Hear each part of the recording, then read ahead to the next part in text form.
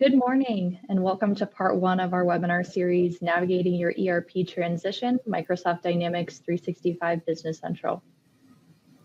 Today, we're going to walk through Business Central's key features and how it connects your data, people, and processes in one place. You'll also hear about how other organizations have made the switch to Business Central. My name is Olivia Marlowe, and I am on the marketing team at Heartland Business Systems, also known as HBS. We at HBS have the pleasure of being the digital transformation partner for many organizations across industry verticals, including many of you attending this webinar. And we're excited to kick off this three-part webinar series about ERP transitions and Microsoft Dynamics 365 Business Central. Lisa Draves is our presenter today. Lisa leads our ERP team here at HBS with a focus on Dynamics GP and Dynamics 365 Business Central. With over 20 years of experience, Lisa excels in ERP migrations, particularly from Dynamics GP to Dynamics 365 Business Central. Her strategic vision and expertise help organizations make seamless transitions, optimizing operations and growth.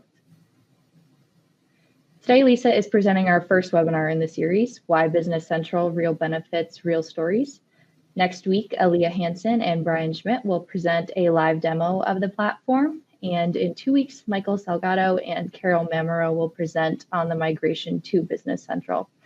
So be sure to join us for the next two sessions. You should have the webinar invitations for all three webinars, but if not, please reach out to marketing@hbs.net. And now I will hand it over to Lisa. Thanks, Olivia. Good morning, everyone. I'm excited to share with you today a little bit more about Business Central. So what are we going to walk through? We're going to walk through what is Business Central. So we'll give you a little bit more background, try to do some comparisons to Business Central, to Dynamics GP to help you with your journey. The other thing we will spend some time talking about is how does Business Central work with other Microsoft products? Then we'll spend time talking about why should an organization consider migrating to Business Central? What are some of those benefits?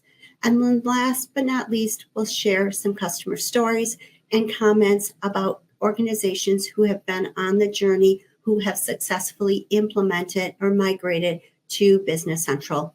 And then end with questions. You can always put questions into the chat.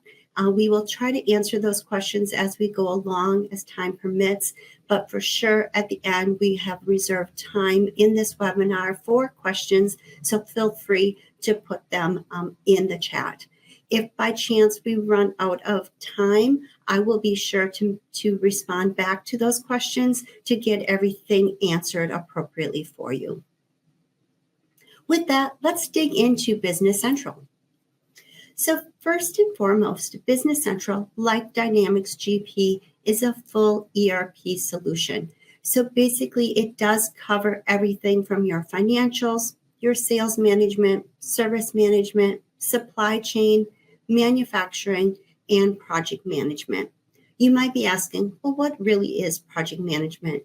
If you use a product like Winsoft today in Dynamics GP, project management in Business Central is very similar to that. Business Central is then all encompassed with reporting and business insights. When you sign into Business Central, you have information about your organization there on your home page that you can drill into and help to make quick business decisions. You'll see more of that when we go through the demo in next week's session. The other thing about Business Central is that it's used by over 45,000 organizations around the world, many of them small to mid-sized organizations, also corporate level organizations. Forbes has also named Business Central to be the best ERP solutions for the last 2 years. When you migrate to Business Central, you get all these capabilities listed here. So as you can see, you get a lot of functionality included in your finance and accounting, sales and marketing, fulfillment, purchasing and payables, inventory, supply chain, and project management and warehouse management. If you are a manufacturer or a service management, all of that is included as well. You'll see those two have asterisks around them, they do require a different licensing model. So if your organization is a manufacturing organization or requires the service module, you will require a premium license for all team members in your organization. If you do not require manufacturing or service management, then you are eligible to use the essentials for everyone in your organization. You might be also asking, what are those very colorful icons on some of those functionality within the modules? What those are is that they have AI or co-pilot capabilities built into that. So Microsoft has really been focusing to add functionality around co-pilot to Business Central. And so those are some of the features that have been released that have co-pilot capabilities already built in. We'll talk more about co-pilot as we venture on our journey. The next thing I'd like to talk about is Microsoft is very straightforward with their pricing. So I like to always share about the pricing up front, so there's no surprises as you go through this. This is all about the base licensing cost associated with that. So if you are a manufacturer, you would require that premium license for your organization. Every named user is $100 per named user per month. If your organization does not require manufacturing or service management, then you're eligible for essentials, and that is $70 per named user per month. Well, one of the differences between Dynamics GP and Business Central is around that named user. Dynamics GP today works off of concurrent users. So what does that mean? If you have a concurrent users of 10, when 10 people can be accessing Dynamics GP, when that 11th person tries to access, they cannot get in. And so that is a difference with Business Central is that each person who needs to access Business Central will need to have their own license. One difference, though, if you have multi-company or need to sign in multiple times, that's only using one license because I am only one person.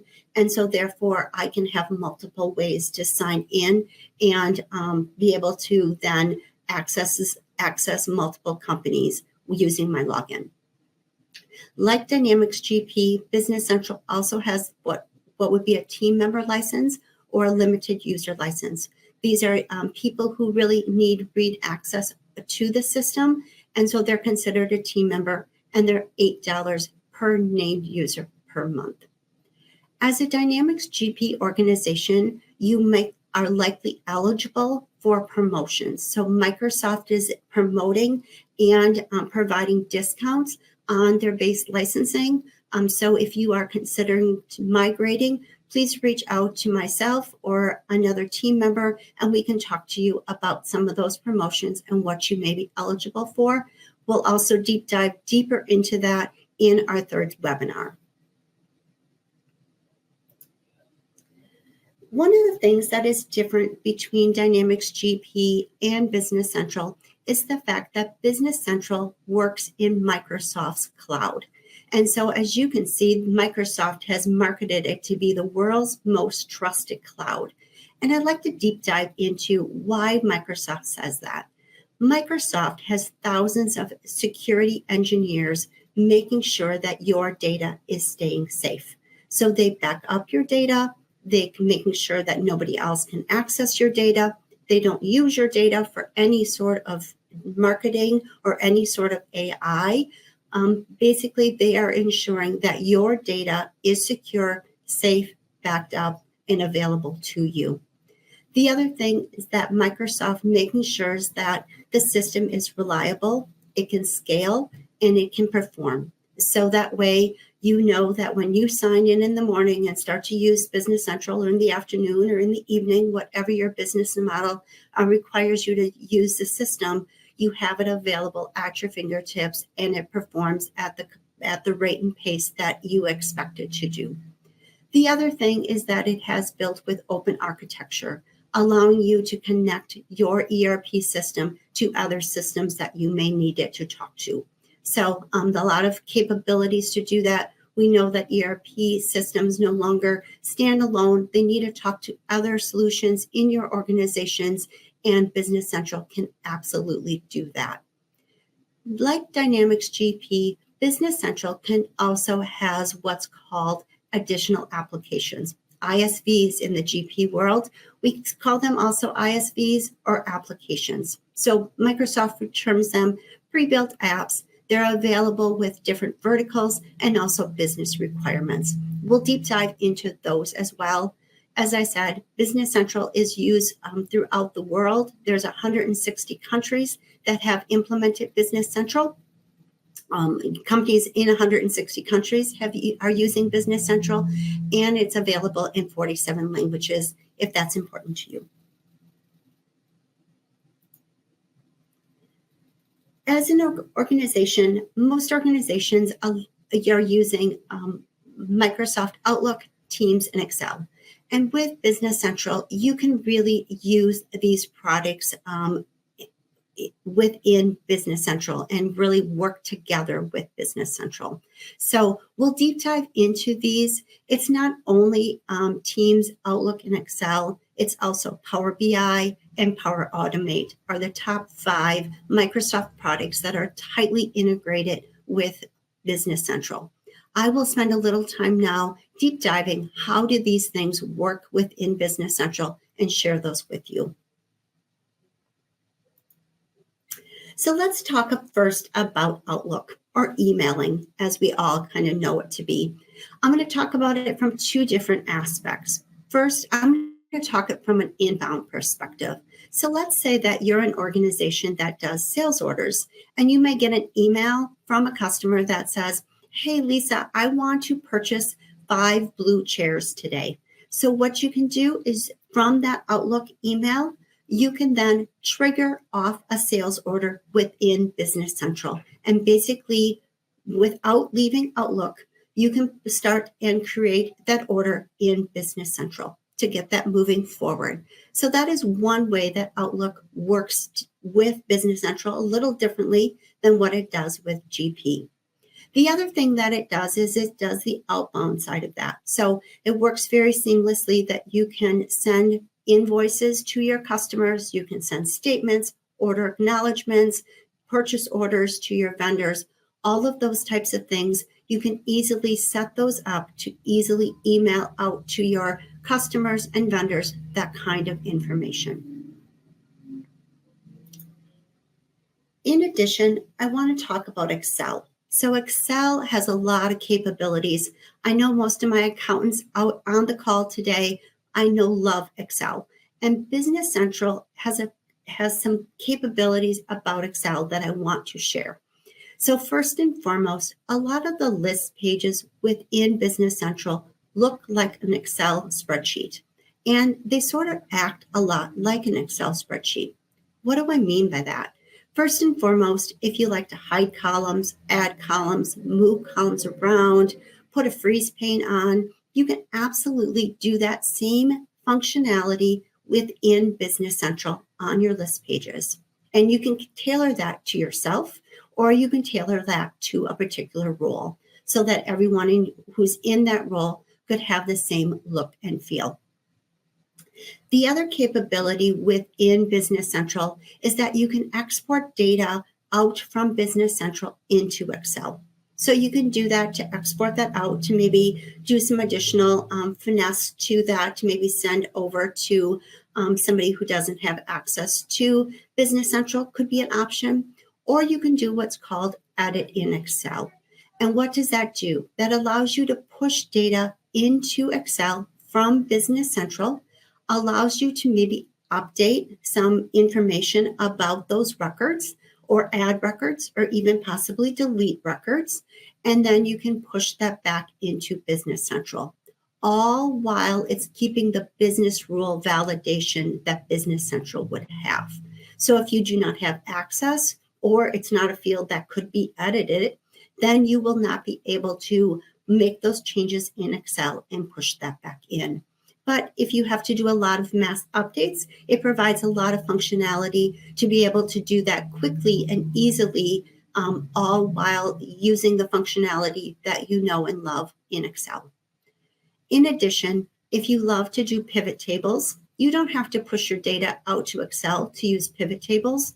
You can use pivot tables and create analysis views right within Business Central to be able to provide real-time information at your fingertips that you might be doing as part of your month-end process or any sort of analysis that you may want to do as you navigate your use of Business Central. Then last scenario that I want to talk through is about Microsoft Business Central's integration with Microsoft Teams. So if your organization uses Teams, as you probably know, you get a lot of different team messages throughout the day. If you are working on something and you, in this situation, if let's say that I needed to send it a question about this beautiful yellow chair to a teammate that may not have a Business Central access, I could send them kind of a information from Business Central to that person, asking them a question that they could then respond to and easily get me some answers and information about that. One of the nice things about that is that person does not need to have a Business Central license. So that is one of the advantages to do that. It also makes life a lot easier if you are a Teams user, you really truly know that a lot of transactions, a lot of questions, a lot of immediate information gets funneled into Teams. So that is an avenue that Business Central does work with Teams as well. If you are not familiar with Teams, our organization here at HBS does have a team that is focused on Teams. That's a lot of teamwork. So anyway, just so you're well aware of that we could help and assist you with that if that is something of interest to you. The last thing that I want to talk about is Copilot. So I mentioned earlier that on that functionality page, there was those beautiful colored icons around features that are available using Copilot. Copilot in Business Central is even much more than that. And you may go, well, how does AI have to do anything with my ERP? And even sounds a little on the scary side. But let me put some realistic opportunities in front of you, how Copilot or AI can be used easily within Business Central and have some real practical everyday uses that you may come and learn to come and love. And so first and foremost, you can ask Business Central questions, and you can ask it using native language. So let's say that I'm a newer employee and I really truly got asked how many yellow chairs do we have on stock or how many are on order. I would have to figure out how to navigate to an inventory screen, look up my quantity on hand and figure that out. Let's say I don't know how to do that. Two different things. One is that I could just chat with Business Central and say, hey, can you tell me how many yellow chairs do I have on hand? And it will tell you that answer. You can then refine your questions about that yellow chair and continue to ask those questions that you may need. Another simple way to ask native questions is that let's understand, maybe I don't know how to do something. I've been asked to provide a credit memo to a particular customer. I have not done a credit memo in a long time, and so therefore I might not know all the steps. I can ask Business Central as a Business Central user saying, hey, can you tell me the steps of how to create a credit memo for this particular customer? And Business Central then will walk you through those steps. So I don't have to figure out where is the SOP, where do I find that? I can then really just go through and pull up those steps within Business Central to be able to get that real-time information available to me. That's not the only thing that you can do within Business Central. With Copilot, some of the other things is that if you are using inventory and you need it to have a beautiful description for that yellow chair versus just the beautiful yellow chair, you could have it basically create creativity content around that description for that yellow chair. You can then take that description and put that onto your website and make that easier to create those creative descriptions that you may want to use there. Another areas that AI and Copilot are used within Business Central, I'm going to pick on bank reconciliation. So that is one of those features on that first page that had the Copilot icon associated with that. Copilot allows for ease and simplification of your bank reconciliation processes. So that is another feature that is available to use Copilot. In addition, Microsoft is continuing to add what's called agents. So agents can help you to reduce some of those repetitive, tedious tasks that you need to do within the system and make them available to you. So a lot more to come with agents in the next release of Business Central, but a lot of capabilities that AI continues to streamline and improve the efficiency of the overall system. With AI, everyone gets nervous about AI. So I want to take a few minutes and really talk about Microsoft's stance about AI. Microsoft is very firm that your data is your data.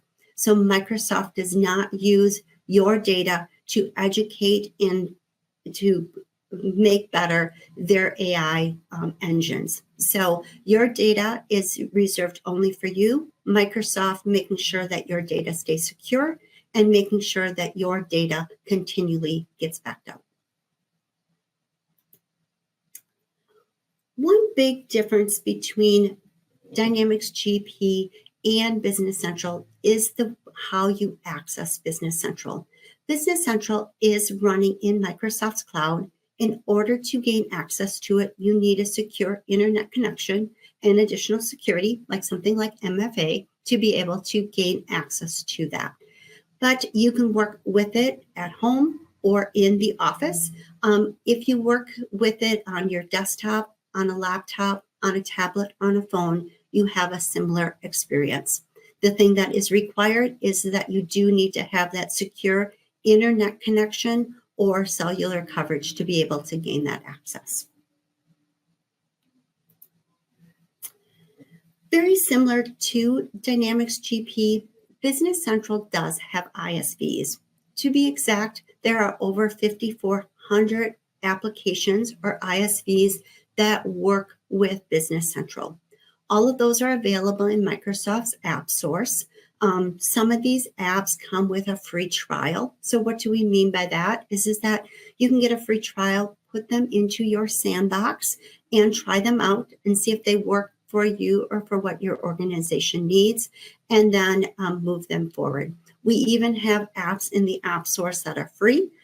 Several of the vendors that we like to work with have some of those free products that we can make available. And basically what they do is they provide those free products because there's additional products that you may grow into as time comes along. So those are some of the things that are similar to GP, is that there's a whole host of ISV products that are available to you and your organization.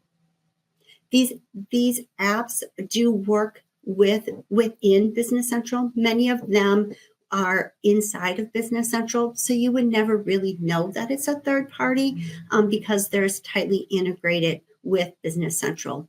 Also, to be in the App Source, it does require a certain commitment from those vendors. They are required to making sure that their products stay up to date. So when Microsoft pushes updates, they are updated.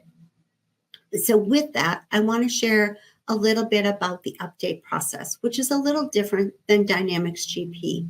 So with Business Central, Microsoft pushes 2 major updates every single year.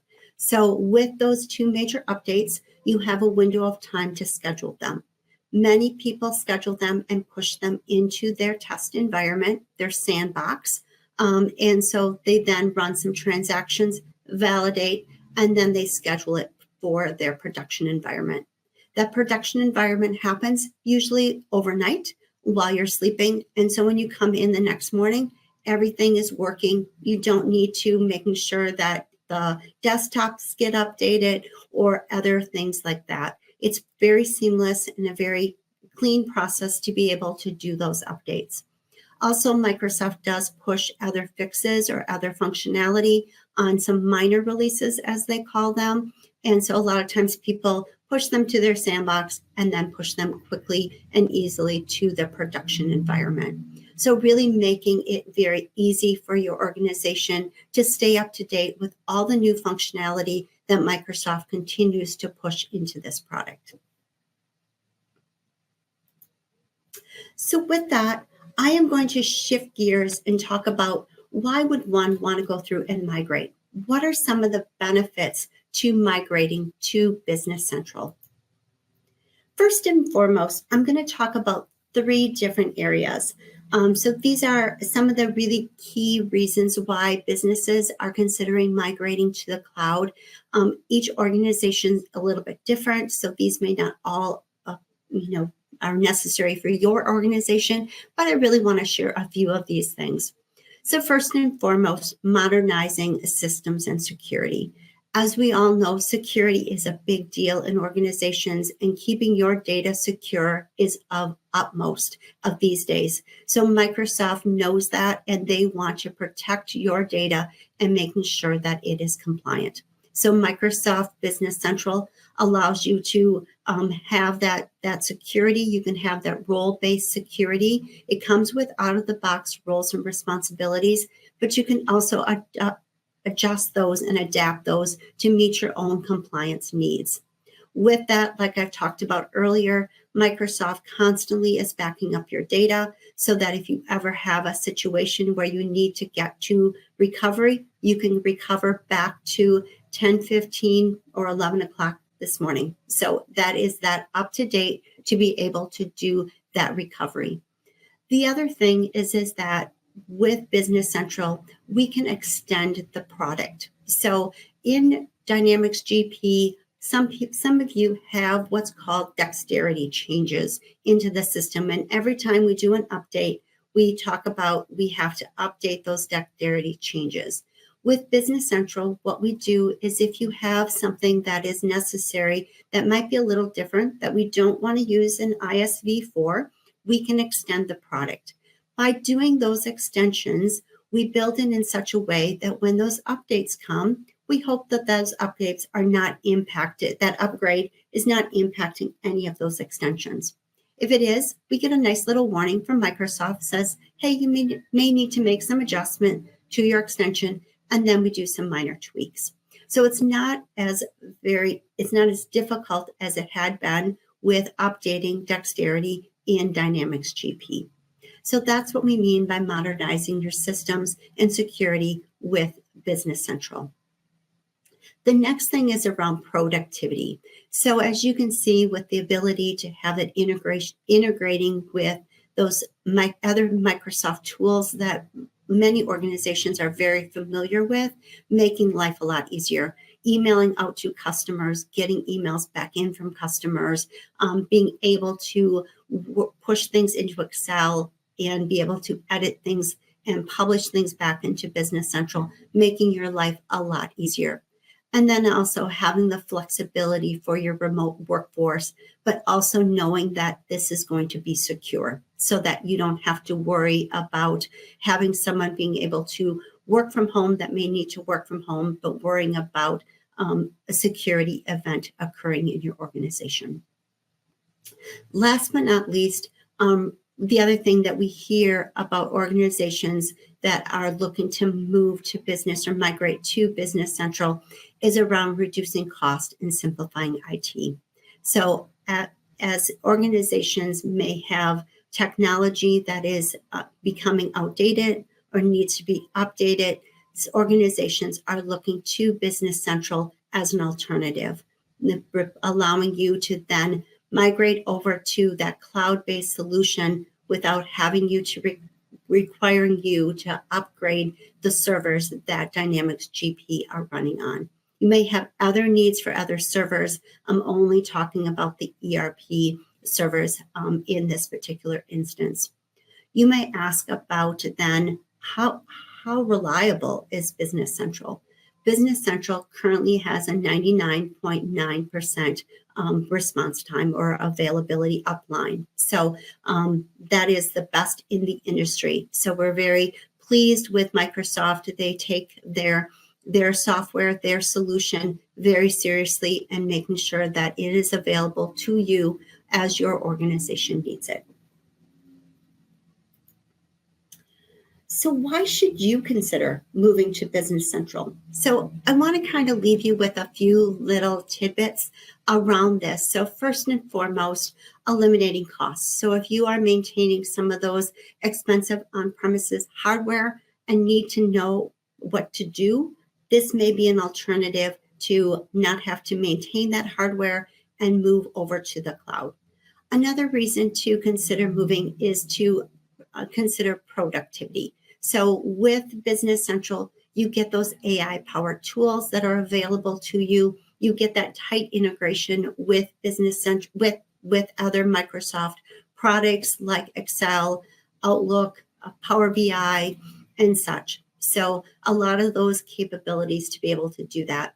All at the same time, you get to making sure that your data is secure, that you have data integrity. You constantly get updates from Microsoft twice a year, if not more, and you know that it's scalable. So as your organization grows, you know that the solution is going to grow with you. So we recommend that you may consider joining the 45,000 other customers who have already moved to Business Central in the cloud. So I often get a question about what does it mean to migrate? Throughout this whole session, I've been talking about migrating to Business Central. I make it sound very easy. It's not quite as simple as that.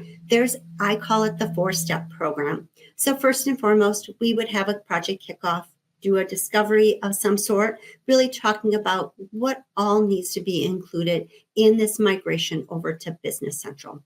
Then there is a tool available from Microsoft. We try to use that tool wherever possible to run the migration. So we would run that into a sandbox or into a test environment.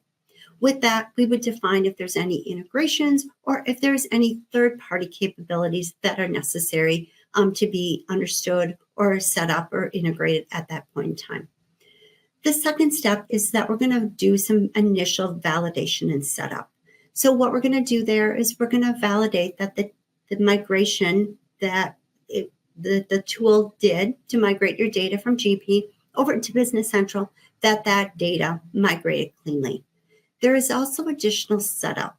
Business Central works differently than GP, and you'll see that in the next 2 sessions. So Aaliyah and Brian will walk you through how Business Central looks and feels. And there is some additional setup that's going to be required to making sure that at the end of the day, all your business processes that work today in GP are going to work very well in Business Central.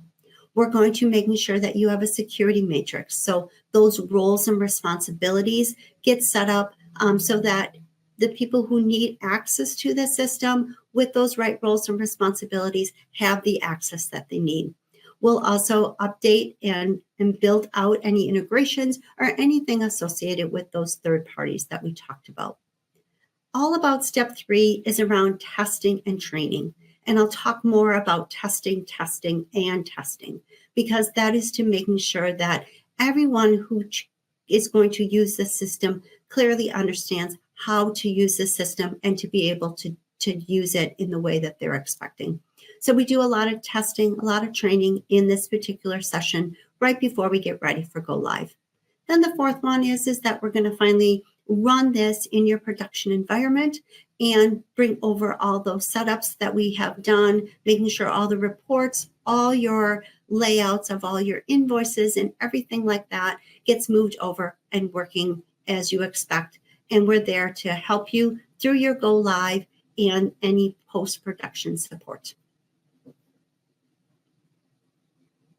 So I'm getting a question is, what is a sandbox? First and foremost, a sandbox is a test environment. So as an organization, when you decide to migrate to Business Central, you have a production environment, and then you are eligible for 3 sandbox environments. So 3 test environments to be able to do that. Yes. And then another question, what Dynamics GP version do you need to have to migrate? Yes, you need to be on an up-to-date version. You have to be on, I think, SQL 16 is the latest version of SQL that you need to be on in order for the migration tool to work. I will get that confirmed and I will send that out as well.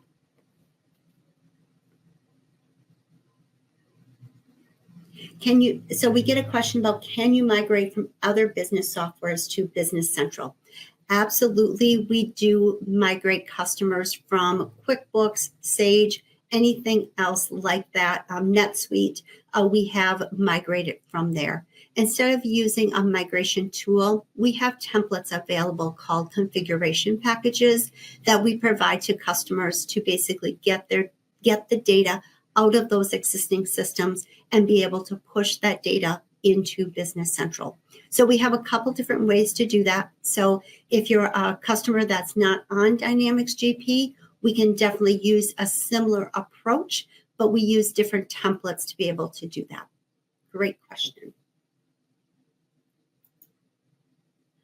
I want to share a few customer stories and insights from a few of our customers. So let me jump into that.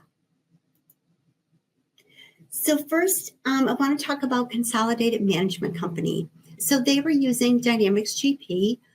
They had a new team member who came in, and he's like, I really want some new financial reports, and I'm really eager to migrate over to Dynamics 365 Business Central to kind of aid in some of that reporting.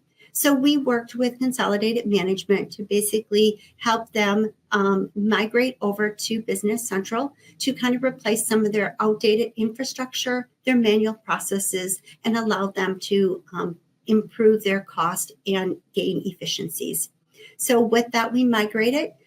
We implemented approved workflows. So within Business Central, you can have workflows. They come with out-of-the-box workflow, as well as Power Automate is a solution that if you need additional advanced workflows that are not available, you can use Power Automate to extend Business Central with those particular workflows.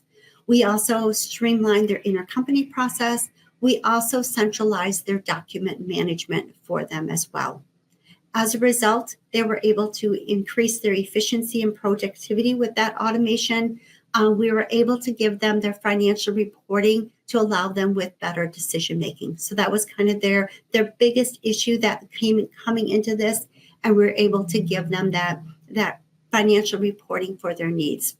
Also enhance their compliance, visibility, and data security, at the same time giving them a solution that could grow with their organization. And then my other testimonial is very much a testimonial. So Tori from Midwest Refrigerated Services, they migrated from Dynamics GP to Business Central. So she wants to share with you some of the lessons learned that she has gone through. And so I wanted to share these with you. First and foremost, her comment is clean your data and just set up early. So this is especially true around your account structures, your general ledger account structures, prepaid, any intercompany dimensions. We'll talk about that in the next session, as well as master data like customers, vendors, and items. So we see a lot of times people have lots and lots of customers that they're really no longer using and no longer want to migrate, especially with items as well. So a lot of times organizations mention going, we should probably clean up this data. We don't want to bring all of this information and all this bad data into Business Central. So it's a great opportunity to clean data and adjust your setups early. The other thing that she mentioned is that, as many of you have been using Dynamics GP for many, many years, you're comfortable with it. You use it. You know that it can do your business process. Her comment is that Business Central could do everything that Dynamics GP could do, and some more efficiently. So kind of a nice words from there as well. And then the ability to migrate went very smoothly. So we leveraged the migration tool, and then we went through and did those setup processes to be able to do that. And then the final thing that she really wants to stress to all of you who may be considering on this journey is the importance of testing and more testing across all your business processes. So at the end, a lot of times organizations truly want to cut testing short. You want to maybe implement on a certain date, and it's like, oh, we'll get there. The recommendation is do not cut your testing short, making sure that people truly do understand everything that is being done and understood within the new system. So take time to do that is very important, and that was her recommendation as well. With that, I see we got some questions that are popping up in the chat. I think I answered some of them. Is there any new questions out there, Aaliyah, that I missed? Nope, I'm just chatting back and forth with Patty, talking, and a couple others as well, with payroll and time entries. Scott just asked about binary stream solution. Sure. I can take that one. Yes, absolutely. Go right ahead. Sounds good. So yes, Scott, binary Business Central does work with binary stream. It does work with multi-entity management. I will double check on property management, but I'm almost 99% sure, but I will double check on property management. So payroll, let me talk about payroll. I know there was a couple of chats in here for payroll. Business Central does not have a payroll module. So if I would go back to that top section about all the different modules, there is not a payroll module. There are ISVs that work inside of Business Central that do provide payroll. So Integrity Data, who provides the payroll for Dynamics GP, is one of those such providers. So many of our customers have migrated over into Business Central, have used then Integrity Data's payroll module to provide that ongoing payroll for their employees. Lisa, Patty asked if you could maybe just take a second and elaborate on document management in BC. Yes, absolutely. So within Business Central, you can attach documents. You can also attach links to documents. So if you are a SharePoint user or even have a file system, you can definitely share that information. So how might be that helpful? So if you have a particular customer, you may have some documents for their tax exemption that you want to be able to store with that customer record. So you can absolutely store that information inside of Business Central. You can also put that information into SharePoint and use a free product to link that in or actually attach that link. So those are some of the capabilities with that. Microsoft is also working on an AP agent flow so that if you're looking for some AP automation, you don't necessarily have to go to a third party. If you're a smaller organization and don't have a lot of volume, sometimes those other solutions can become quite pricey.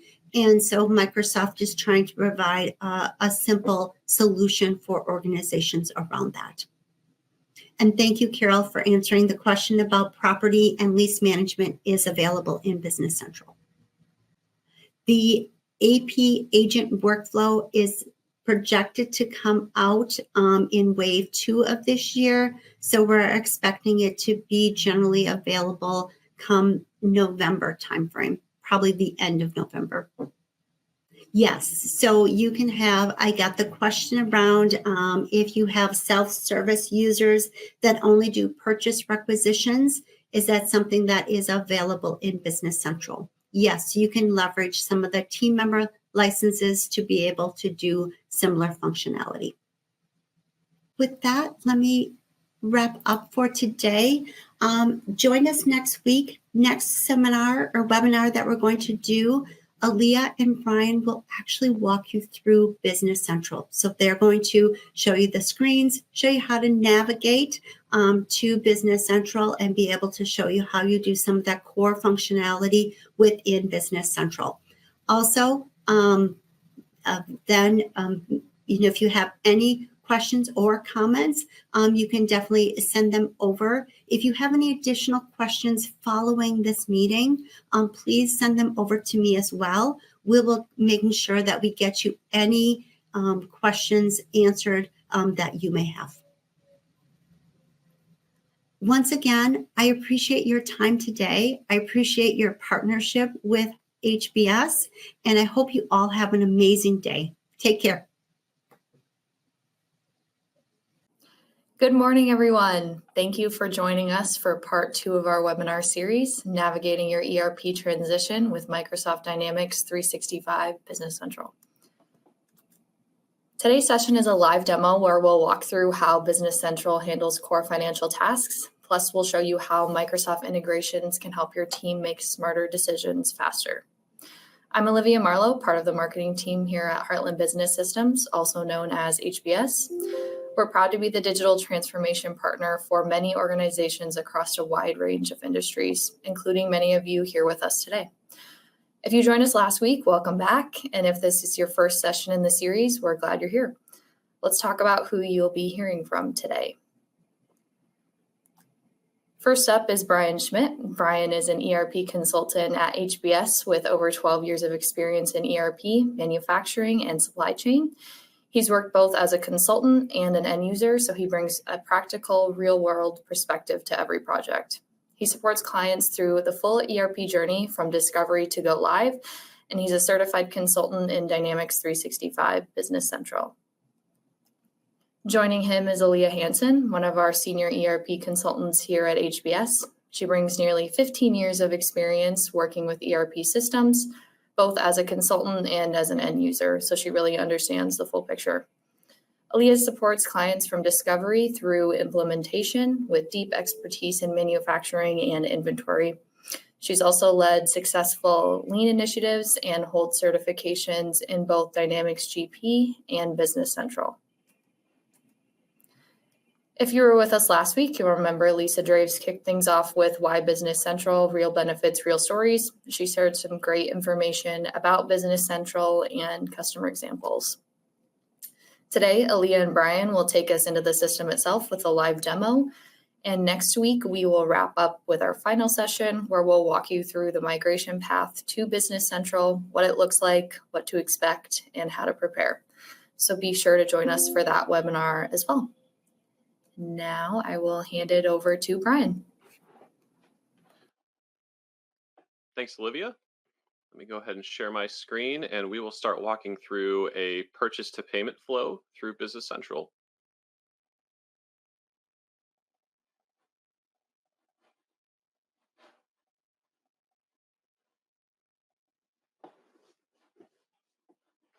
Okay, so we're now in Business Central. Like I said, we'll walk through a purchase to payment flow here. So what we'll start with is entering a purchase order into Business Central. There's a handful of ways you can do this. You can do this through a quick action off the homepage by clicking this plus purchase order, or you can do a search for the purchase orders page, opening up a list of open purchase orders, and then creating a new one from there. I'll create one using the quick action here. We'll allow Business Central to generate the next purchase order number in our series. And I'll go ahead and put in the vendor that we'll be using today, vendor number 40,000. Okay. There's some header information that you can enter here, but we'll come down to the lines and we will start putting in the item that we're going to place the order for today. So this is going to be an office chair, and I might not know the exact item number of this as I'm entering it, so I can type in chair or office chair. I'll select this one here for item number 1019. That'll insert that onto the line of the purchase order itself. Bring in the description, some direct unit costs here from the item that are set up on the card. I can also enter in a department code, so think of a segment of your GL if you're coming from GP. I can pick a department here. In this case, I'll use administration. And then I'll come across here to the quantity, and I'll put in the quantity we'll be ordering today. So I'll do 10 chairs. And then we can keep going across the line section here. This unit cost, this is pulling in directly from the item card based on the costs that you set up of this item from the vendor itself. You can override this on the line itself if needed. I'll keep it at this cost right now of $1.95 each. You can put in line discount percentages on here if necessary. And then we also have here on our lines our remaining quantity to still receive and our quantity to still invoice as well. So we can put in as many lines as we'd like here. And we can come down to our shipping and payment section to highlight a couple other fields here. We can ship it to multiple different locations if you have those set up in Business Central. We can also note the payment terms that are coming from this vendor. These are set up as a default on the vendor card. You can override these if necessary based on the purchase order that you're creating, or you can keep them the same. You can also specify a payment method code on the purchase order itself. Again, this comes default from the vendor. That's set up as a default payment method. But again, if it's a special situation on the purchase order, you can change this if necessary. We'll keep this as a check payment for right now. Okay. So once your purchase order is complete, we can go ahead and release this into a non-editable state. So if somebody comes into this purchase order and starts changing something before reopening the order, you will get an error so that it will prompt you to reopen so nobody accidentally changes key data on this purchase order. From there, we have some options of how we can send this purchase order out to our vendor to order. We can send by email directly out of Business Central. If I click this button here, it'll bring up a dialog box suggesting me to email this out from Business Central. Right now, it's selecting the current user, myself, as the send from email. We can also change this to set up to send from a shared mailbox as well. We've set up a default send to email for the vendor. This is all set up on the vendor card, but you can override this as well. And then this is an example of what the vendor might see in the email message that is going to their inbox here. So this is a default setup from Business Central. We can customize this, change this to put it whatever verbiage you would like to have on your email message to your vendor. And then at the very bottom, we have an attachment of the purchase order that the vendor can open up there. Okay. So we could send that email out. I'm not going to send this right now. I'll discard the draft. You can also print the purchase order in case you want to keep a paper copy or you just want to take a preview of it. You can do that from here as well. So here's just a default out-of-the-box purchase order from Business Central. We can work with you to modify this as needed to add and remove fields or move things around, put logos on here as well.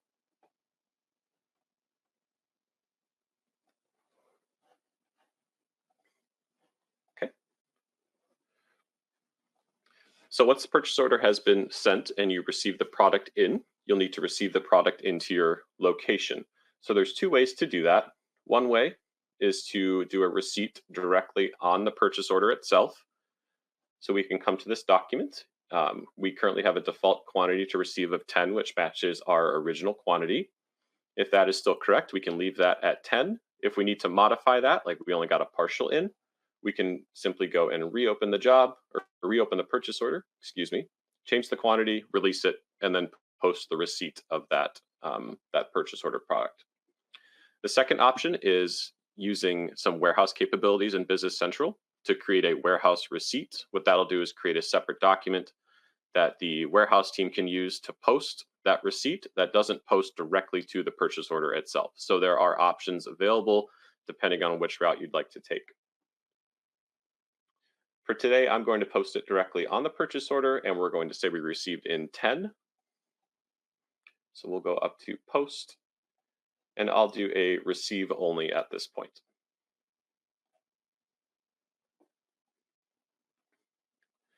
So now we can see that my lines have been posted. Quantity to receive is now blank because I fully received against this purchase order. My quantity received is 10. If I were to click this, this actually creates a posted purchase receipt document that I can open up and review internally if necessary.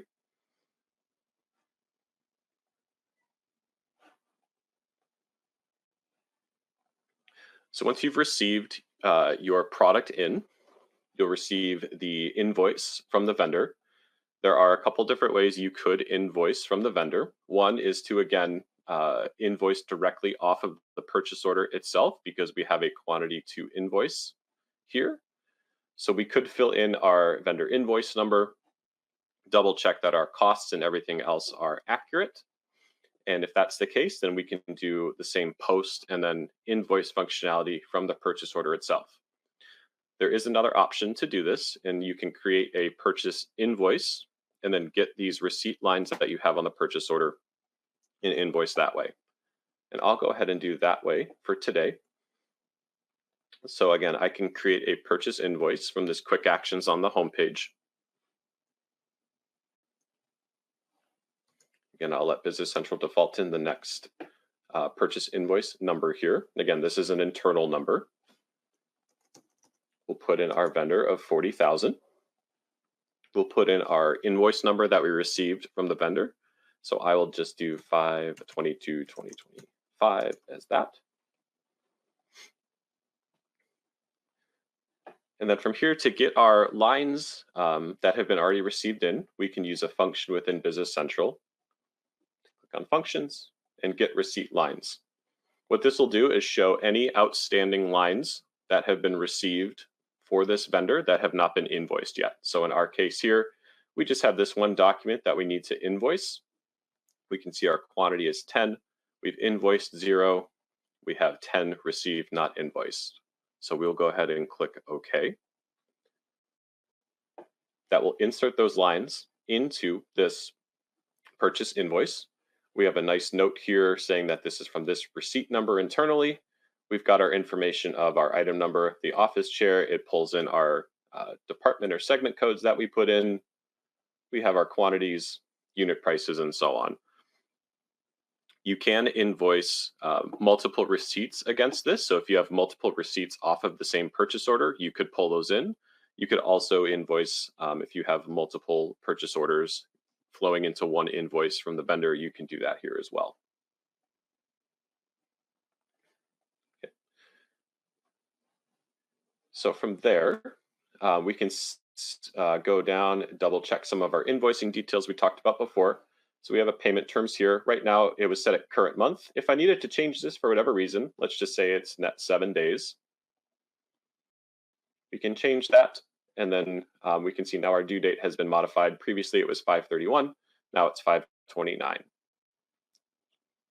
And again, we can modify payment methods as well on this invoicing page. These are just all defaults that are coming in from the vendor. So from there, once you've verified that all of your information is correct, we can post this invoice to create an open payable for our vendor. So we will go up to post. You do have nice options in Business Central to do preview postings. These are really nice through the implementation process. And also if you just want to get a preview of what types of transactions we'll be posting into Business Central, it's a great way to double check your GL entries and some other postings to make sure that things are posting to the correct accounts. So we can get a quick overview of what our GL postings would be, vendor ledger entries, and so on. But from here, we'll post the invoice. And now it's saying it's created a posted invoice and ask if we want to open that window. We can open that now and just take a look at what this looks like. So this is the posted purchase invoice, our internal post invoice that's going to be used as our open payable to the vendor.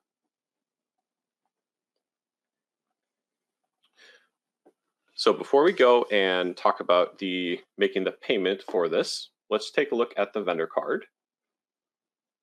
And we'll click on vendors, and I have a filtered view here for this particular vendor. You can create customized views in Business Central on most pages to have different filters. We can open up this vendor itself. can see they have a balance here of $32.33.84. If we were to click into here, we could see any open invoices that we need to pay. So here's our invoice we just created here. This is an older one that we should probably take care of soon, but we'll focus on just this one for today. You can create a payment directly off of this page by clicking this Create Payment button if you're just going to do a single payment for a vendor. But if you're going to do a whole run of checks or ACH payments, there's a couple other steps we'd like to take first.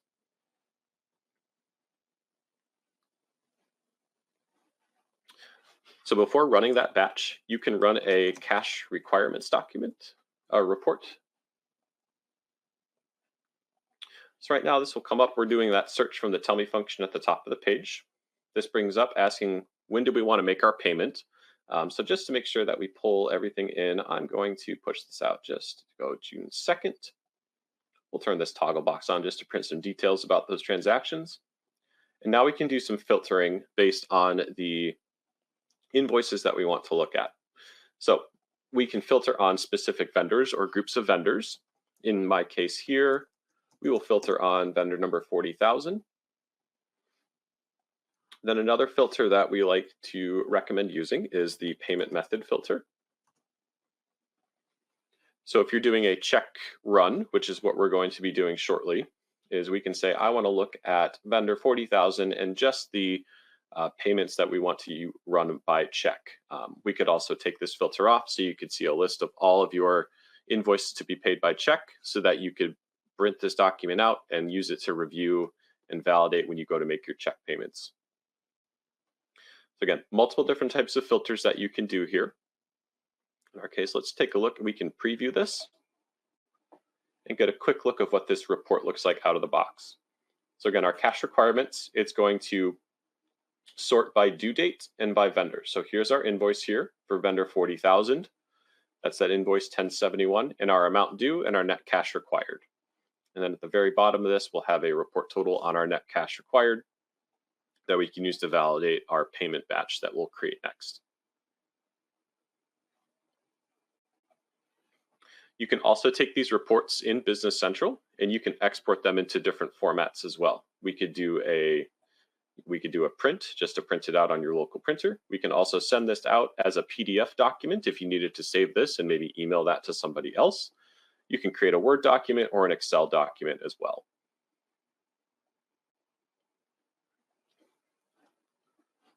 Okay, so let's go ahead and let's create this check and pay our vendor for this invoice. So what we can do is we can go up to this search, the Tell Me function, and we can search for payment journals. We'll open up payment journals here.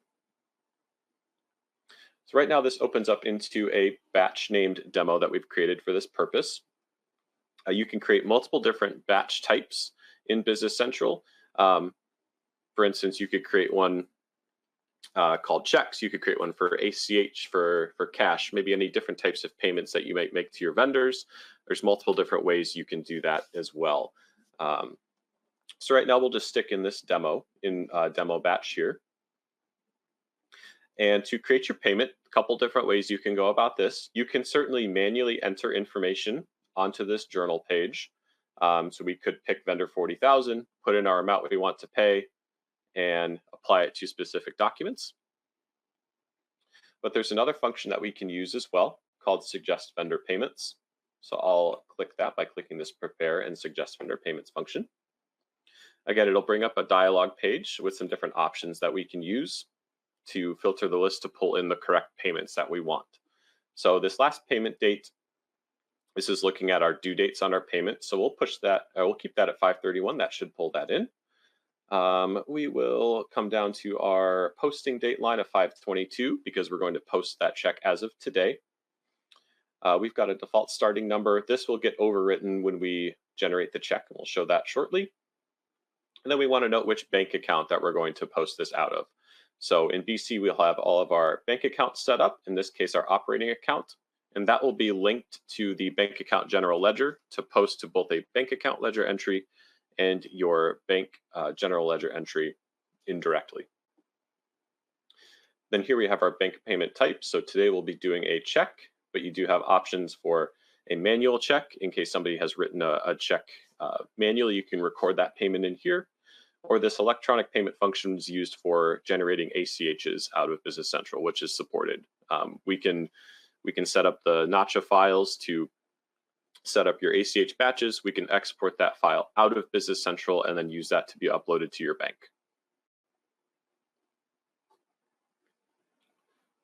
Then next we have another filter on our vendor. So in this case, I just want to bring in vendor number 40,000, but if you left this blank, that would bring in all vendors that meet the criteria that we've noted up here.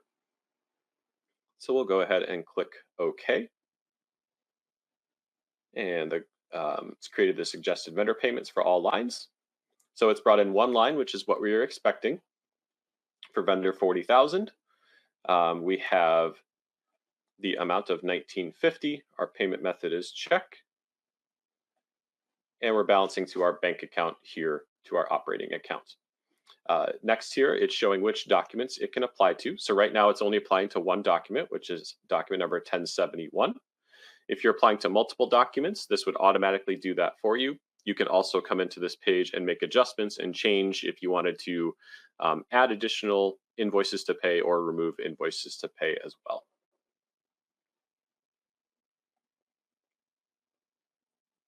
Okay.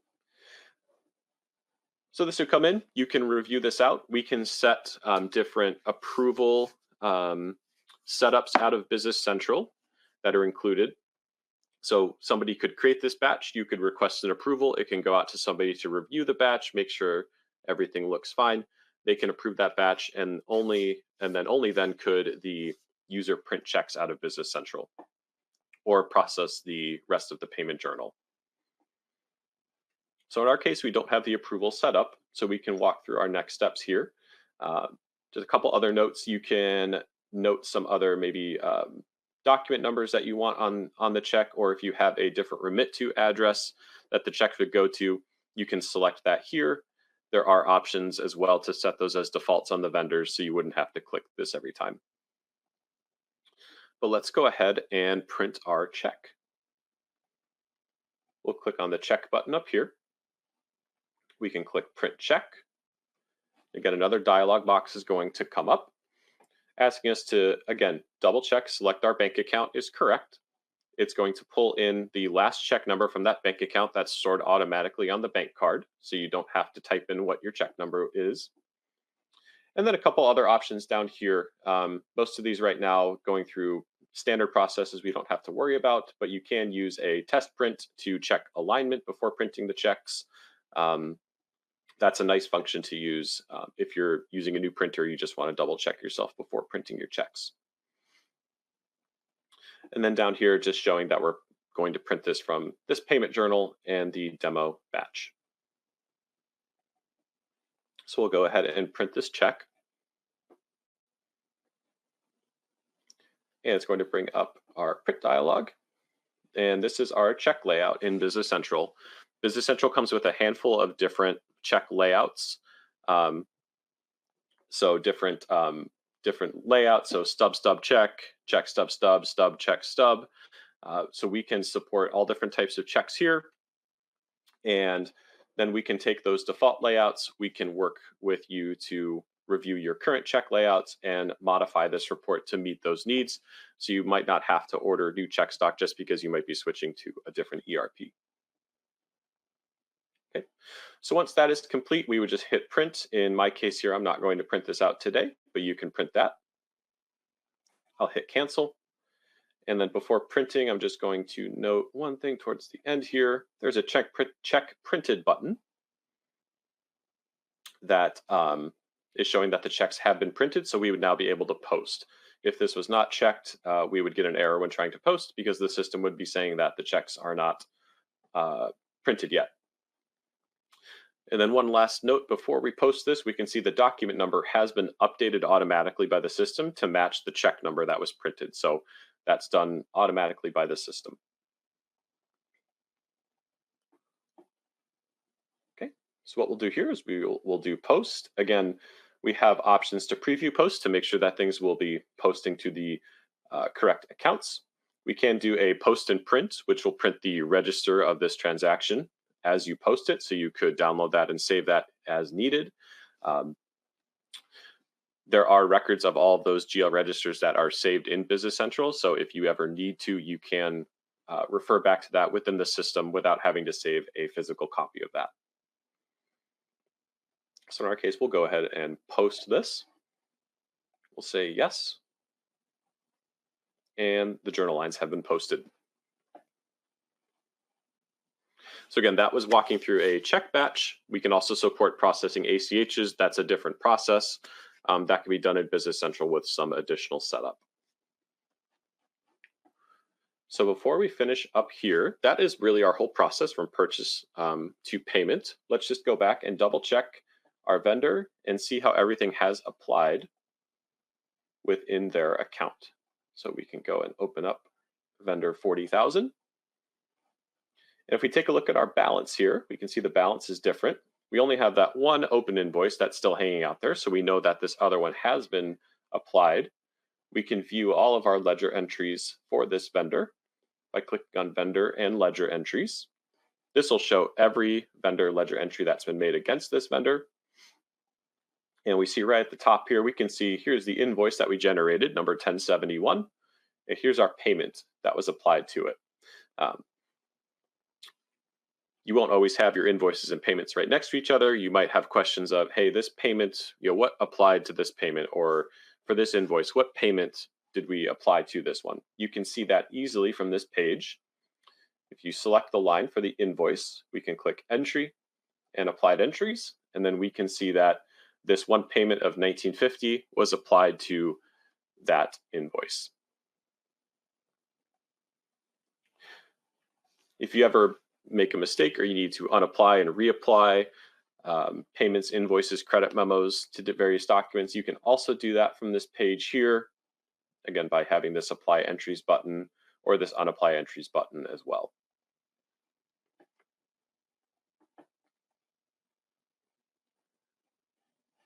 And I believe that's all I've got for purchase to payment process flow in Business Central. If there's any other questions, keep putting those into the Q&A and we can review those. But I'll pass this off to Aaliyah to take you through the sales process. Awesome. Thank you, Brian. I'm going to go ahead and share.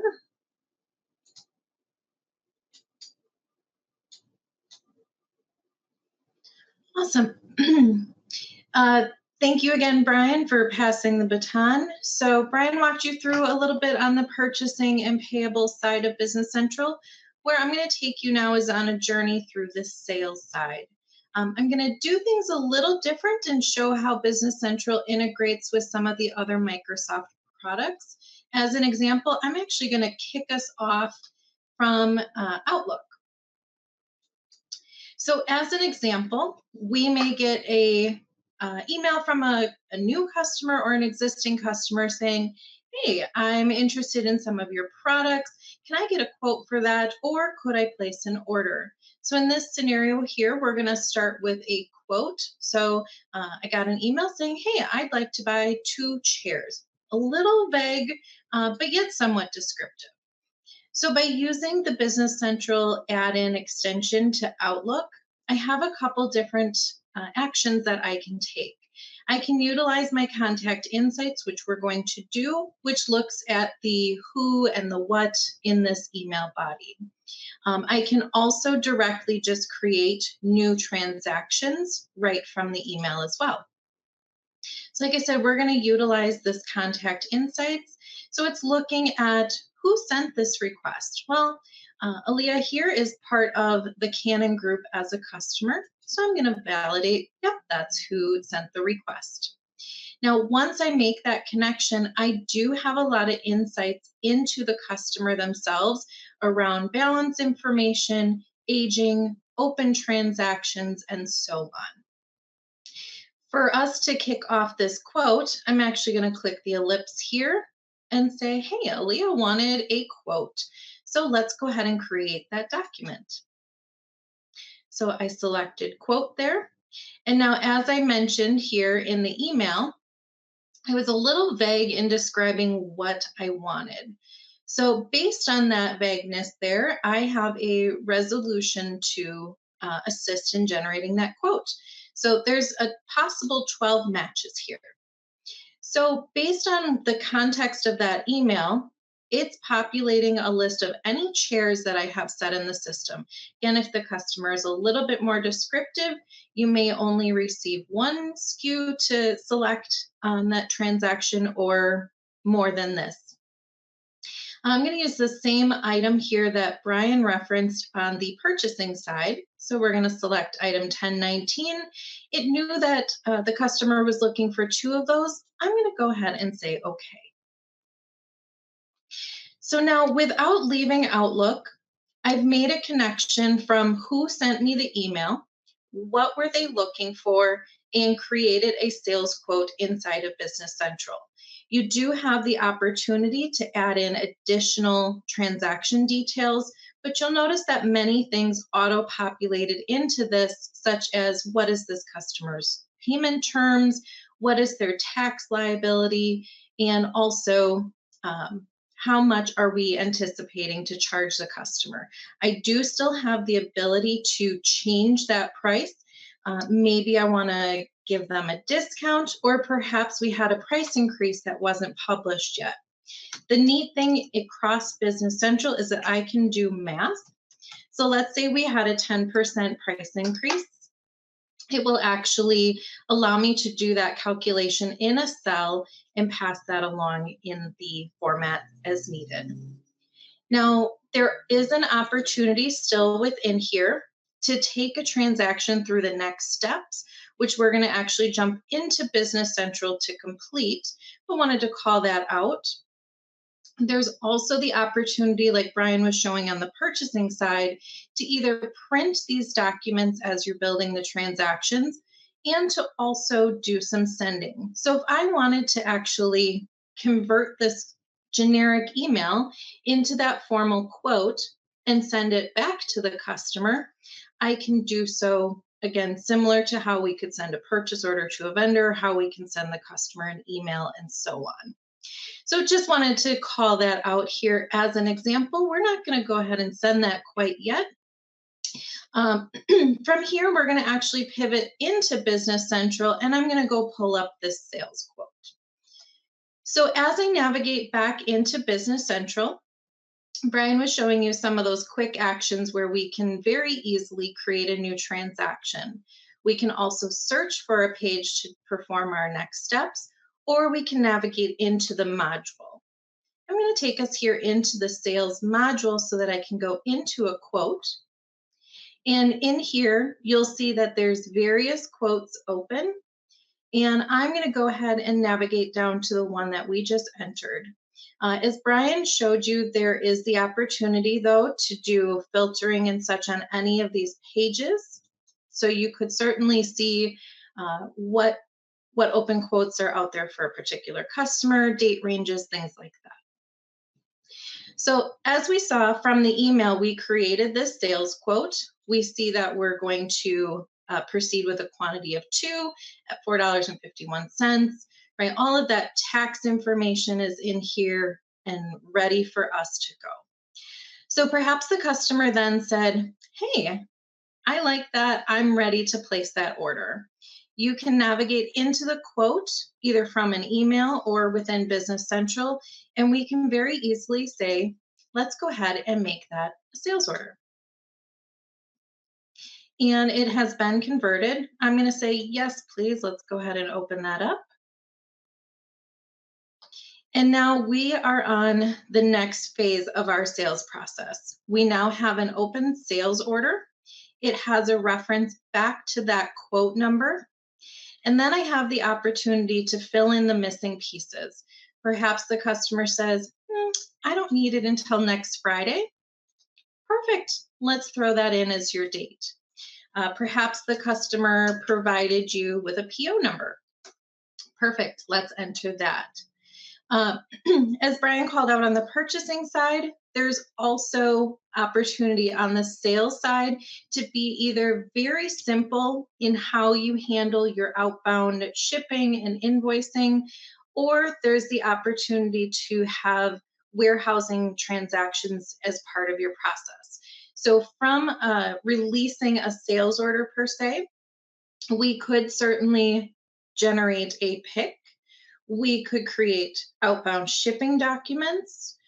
We can use some freight integration apps to be able to generate bill of ladings, integrate with UPS and FedEx to generate those labels and access your rates, things along those lines. From here, what I'm going to do is take us down that very basic route though, but just wanted to call out that there is an opportunity to do those types of things. One thing I do need to do is actually switch us to our demo environment, as that's where we're going to pull from for our inventory. Before I go ahead and ship this, I want to call out that there is a lot of information available at your fingertips. As we were opening the quote and looking at our customer to build that opportunity, when we're on a sales order, a purchase order, any type of transaction, we also have additional information available to us. So we can see ongoing transactions. We can see information about our customer. We can also see information about what we're selling them. So as an example, we can see what the requirements are for this particular item that we sold the customer. Do we have this inventory available? I don't recommend it, but you can certainly drive inventory negative. But we do have the ability to dig in and see, hey, what's the demand for this product? Who else has this on a sales order? Do we have more purchase orders coming in? So we have information about that to see, hey, when do I really have inventory available so that I can make a solid commitment to my customer? I might have to change my available date to them. So a lot of information is available out here to you. As I get ready to walk through the next steps here, again, you do have the opportunity to integrate warehouse transactions, but for sake of demo today, we're going to go ahead and just record that we have shipped this out to the customer.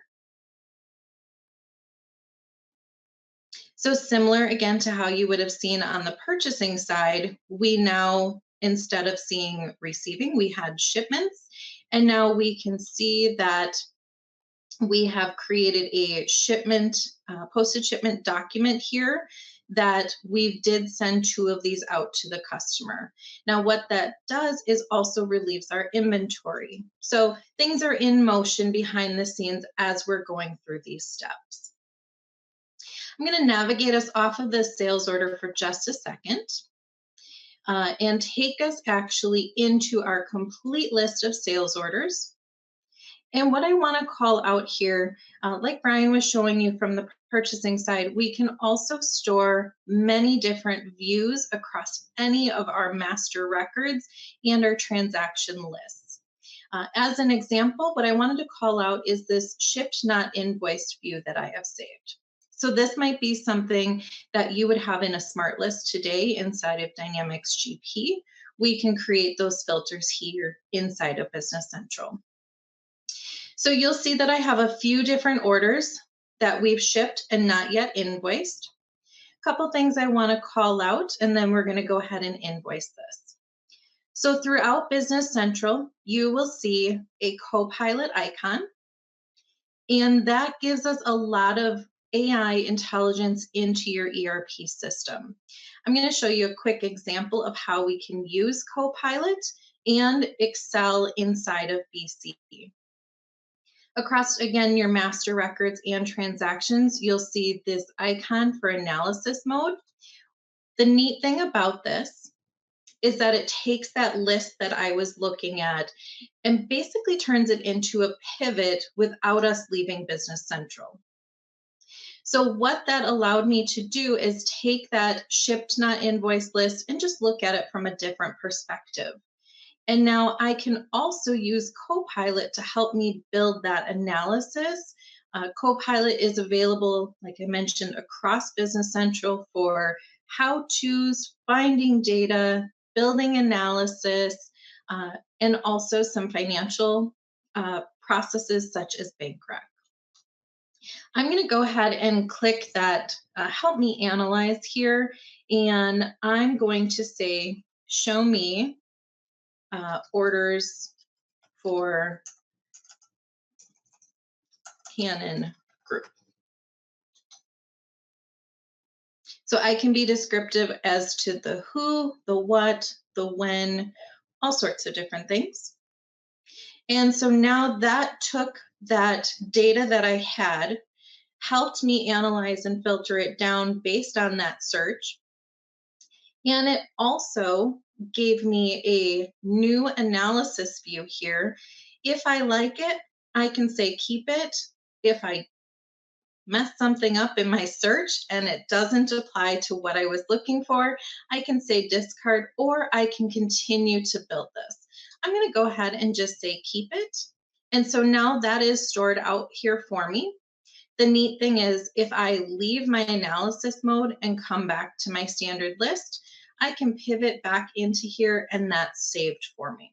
So just another neat analysis tool at your fingertips.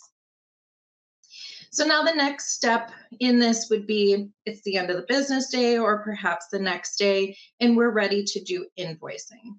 Now there's a couple differences between GP and Business Central with processing invoicing. And one of those is that as you saw us move through these transactions, we have not hit a save button. As we're walking through transactions or master records and such, the system is constantly saving for us. The other difference is that you'll see we may have assigned user to a transaction. Behind the scenes, it's also capturing who created an entry and who may have modified it. But what you're not seeing is a batch number for us to process multiple transactions. So BC does give us the opportunity, though, when we're ready to do invoicing as an example, to come up like we were showcasing before, being able to just do a simple post and send, which would allow us to generate that invoice and email it out to the customer, but to also do a post batch. So what that would allow me to do, as an example, is select multiple invoices. They can be same customer or different customer. And I would be able then to post with one click, confirm what is my posting date. It's not the 17th of last month, it's T for today. Okay, so I can certainly ensure that my posting date is accurate. I can even do a ship in and invoice in one step if I wanted to. And here you'll see it's confirming which order numbers is it going to post. I'm going to go ahead and say okay. And in that, this is basically processing more than one invoice. Now, in this case, lo and behold, I have an error. So it does tell me that there's an issue. The neat thing about BC is it will also tell you what is my issue. So although this invoice or this order may have said it was ready to be invoiced, there's something a little wonky going on behind the scenes that I need to go update. So it processed the rest of my batch, but left this one out there for me to go resolve. So I could certainly go into that order now, fix my tax information, and be able to then process that later. All right. So a couple things I want to call out before we go receive cash in from that particular customer is to call out some insights and yet another reporting opportunity. On your homepage, this is something that can be personalized to a group of users or to individual users. Things like, what quick actions do I want to take as part of my roles? What information do I want access to make sound financial decisions, and so on? I'm going to go ahead and refresh our data for just a second. And now I can navigate out to one of those activities such as sales this month. Out here, I can see the various types of transactions. And again, I could filter this down to say, well, let's look at one particular customer, or to look at just this week, or things along those lines. So again, there's a lot of different cues throughout the system about your who's and your what's, and allows you to build filters and things like that, similar to how you might have some smart list favorites today in GP. So from here, I'm going to show you one of the key ways that you can receive in a payment from a customer. I'm going to take us up here to our search or tell me, and I'm going to go into what's called a cash receipt journal. And this is just one of the ways that you can do a payment receipt from a customer. There is the opportunity, you'll see, to do this in a couple different line types.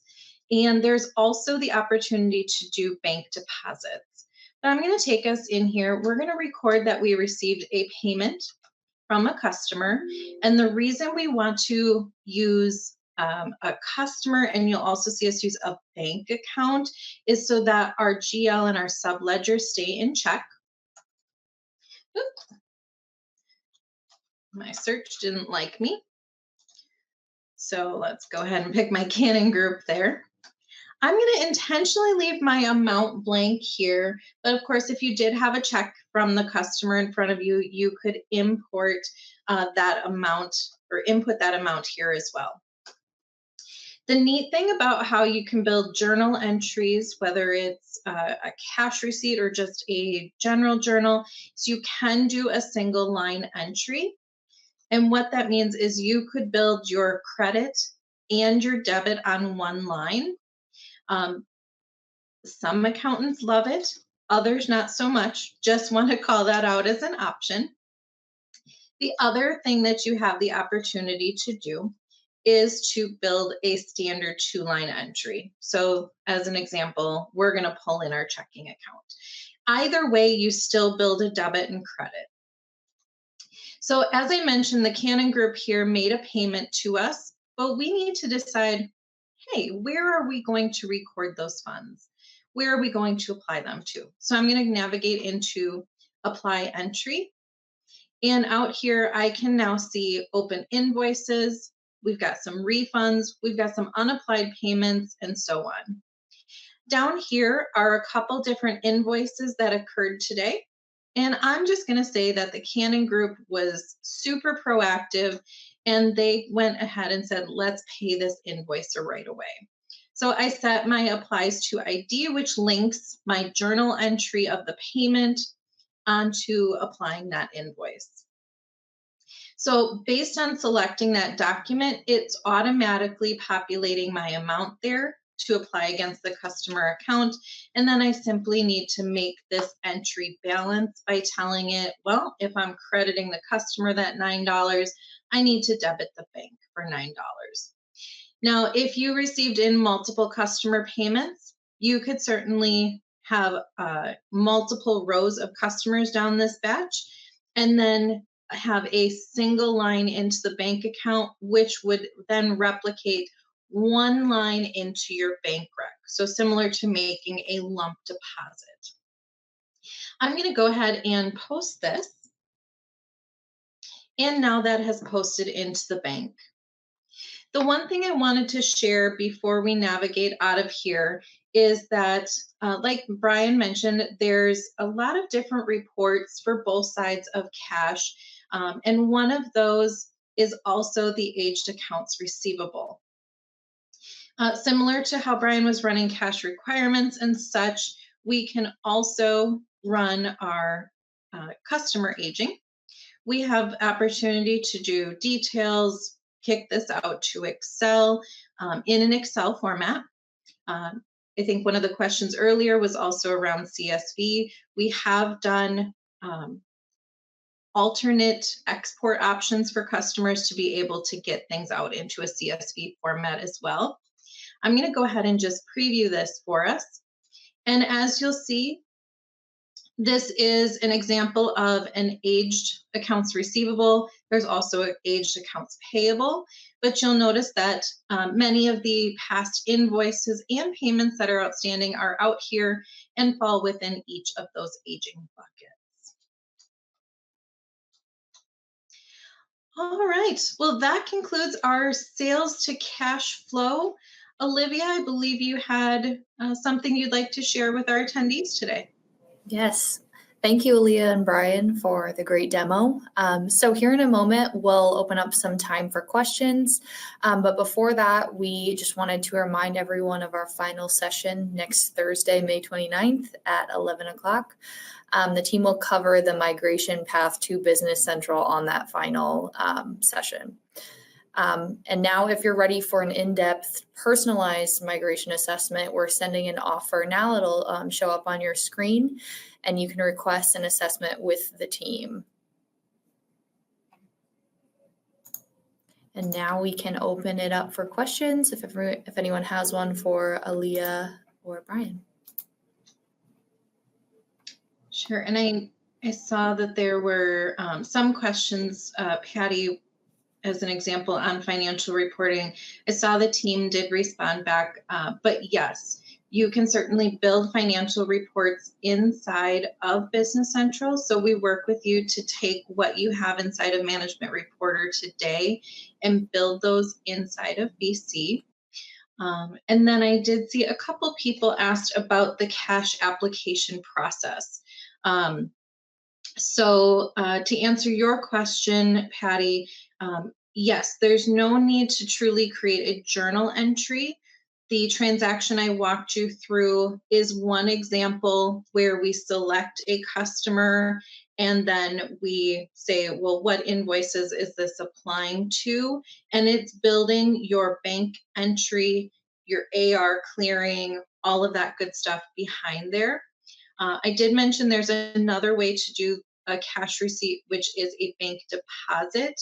So it's a little bit different feel to where you're going to record just how much money am I depositing into the bank, and then you build or select your customers down below, and then that all just lumps together. And Kurt, to your question, everything will post into the GL. So it's hitting both your subledgers and the GL.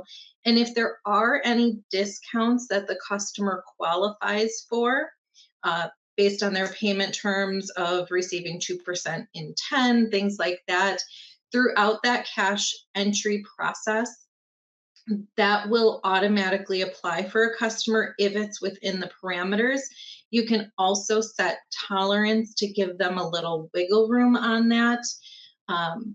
If it's outside of that period, that does require a journal entry then to clear that, to sync those entries. Well, thank you everyone again for joining. Thank you, Brian and Aaliyah, for the fantastic demo. And we hope to see everyone next week on our final session of the webinar series. Thanks, everyone. Thanks, everyone. Good morning, everyone. Thank you for joining our third and final session of our webinar series, Navigating Your ERP Transition with Microsoft Dynamics 365 Business Central. Today's session breaks down the migration process from preparing your current environment to going live with Business Central. You'll also learn about special offers and tools that make the transition smoother and more cost-effective. I'm Olivia Marlowe, part of the marketing team here at Heartland Business Systems, also known as HBS. We're proud to be the digital transformation partner for organizations across a wide range of industries, including many of you here today. If you joined us the last couple of weeks, welcome back. And if this is your first session in the series, we're glad that you're here. Let's talk about who you'll be hearing from today. Lisa Draves is one of our presenters today. Lisa leads our ERP team here at HBS with a focus on Dynamics GP and Dynamics 365 Business Central. With over 20 years of experience, Lisa excels in ERP migrations, particularly from Dynamics GP to Dynamics 365 Business Central. Her strategic vision and expertise help organizations make seamless transitions, optimizing operations and growth. Carol Marmoro will also be presenting today. Carol is a senior ERP consultant here at HBS, bringing over 2 decades of experience in Microsoft Dynamics GP, along with the last 4 years focused on Dynamics 365 Business Central. She is a trusted business consultant and a skilled ERP trainer, known for guiding clients through data migrations and helping teams get the most out of their ERP systems. Carol's deep knowledge of both platforms make her an invaluable resource for organizations navigating their transition to Business Central. Today, Lisa and Carol are presenting our final webinar in the series about the migration path to Business Central. During this session, Lisa will cover some offers for migration assessments. If you are interested in a personalized Business Central migration assessment, please navigate to the Offers tab. It should be off to the right-hand side of your screen, and complete the form to find out if you qualify for a free Business Central migration assessment. And Lisa will touch on that throughout the session as well. If you missed any of the previous sessions, so the Why Business Central or the live demo, you can check out the recordings there. And now I will hand it over to Lisa and Carol. Excellent. Thank you, Olivia. Thanks for attending our webinar series. Thanks for being with us today. I am going to talk a little bit about the roadmap. So if you have been on the previous webinars or this is your first webinar and really considering migrating to Business Central, kind of going, now what? Now what's next? And so we're going to spend a little time talking about the what's next and how you navigate through that. Carol is then going to talk about some tools to help with the migration. So we'll talk about the migration tool as well an assessment tool to help with using that migration tool. And then we'll end up talking about some savings opportunities. What kind of Microsoft funds are available to assist with this migration to Business Central? So we'll deep dive into all of that. If you have questions along the way, feel free to use the Q&A session, and we will try to answer those questions throughout this session. So let's deep dive into the Business Central Migration Assessment. This is an assessment that we can do with your organization to help you start the planning for the migration to Business Central. So I will talk more about what happens in this assessment. First and foremost, let's talk about the goals of the assessment. So what we're trying to do in a migration assessment is really look at the business value of moving from Dynamics GP over to Business Central. So what is the value to your organization to do that? So we'll really work with you to help uncover that business value. The other thing that we want to do in this assessment is to talk about the business objectives. What are the things that you do in GP today? And what are the things that you will need to do in Business Central? So making sure that we map those things out and really having a clear roadmap to understanding those things. Also understanding functionality that you may not be using today or want to be able to use in the future, and understanding how those things map into Business Central. We'll also deep dive into how the migration process would work and what is the most effective way for your organization to do that by reducing the effort and the cost. It does take time and energy to migrate to a new ERP system, and we completely understand that. So we want to make sure that we are using the best approach possible to reduce any effort and cost for your organization. And as a result, you would have then a document or an approach on the best path for your cloud migration. This process has really 4 major steps. I will deep dive into those 4 major steps. The first one is really a kickoff.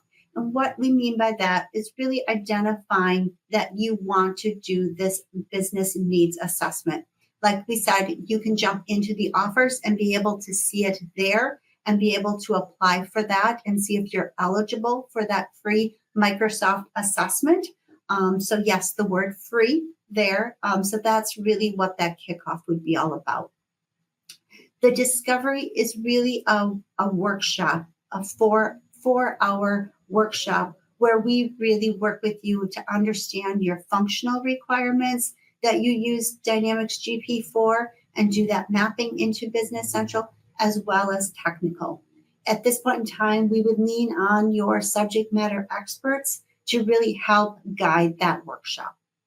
Then analysis is where HBS then takes all that information that we gathered in that workshop and builds a recommendation, and then we report that back out to you. Let's talk about what happens in a workshop. So there's 4 hours of time. So the focus on this workshop, the functional component, is really understanding your business processes, understanding your current business processes, as well as your new capabilities that you would like to have in a new ERP system. So we really look at those and understand those capabilities and what you need to have in that new ERP system.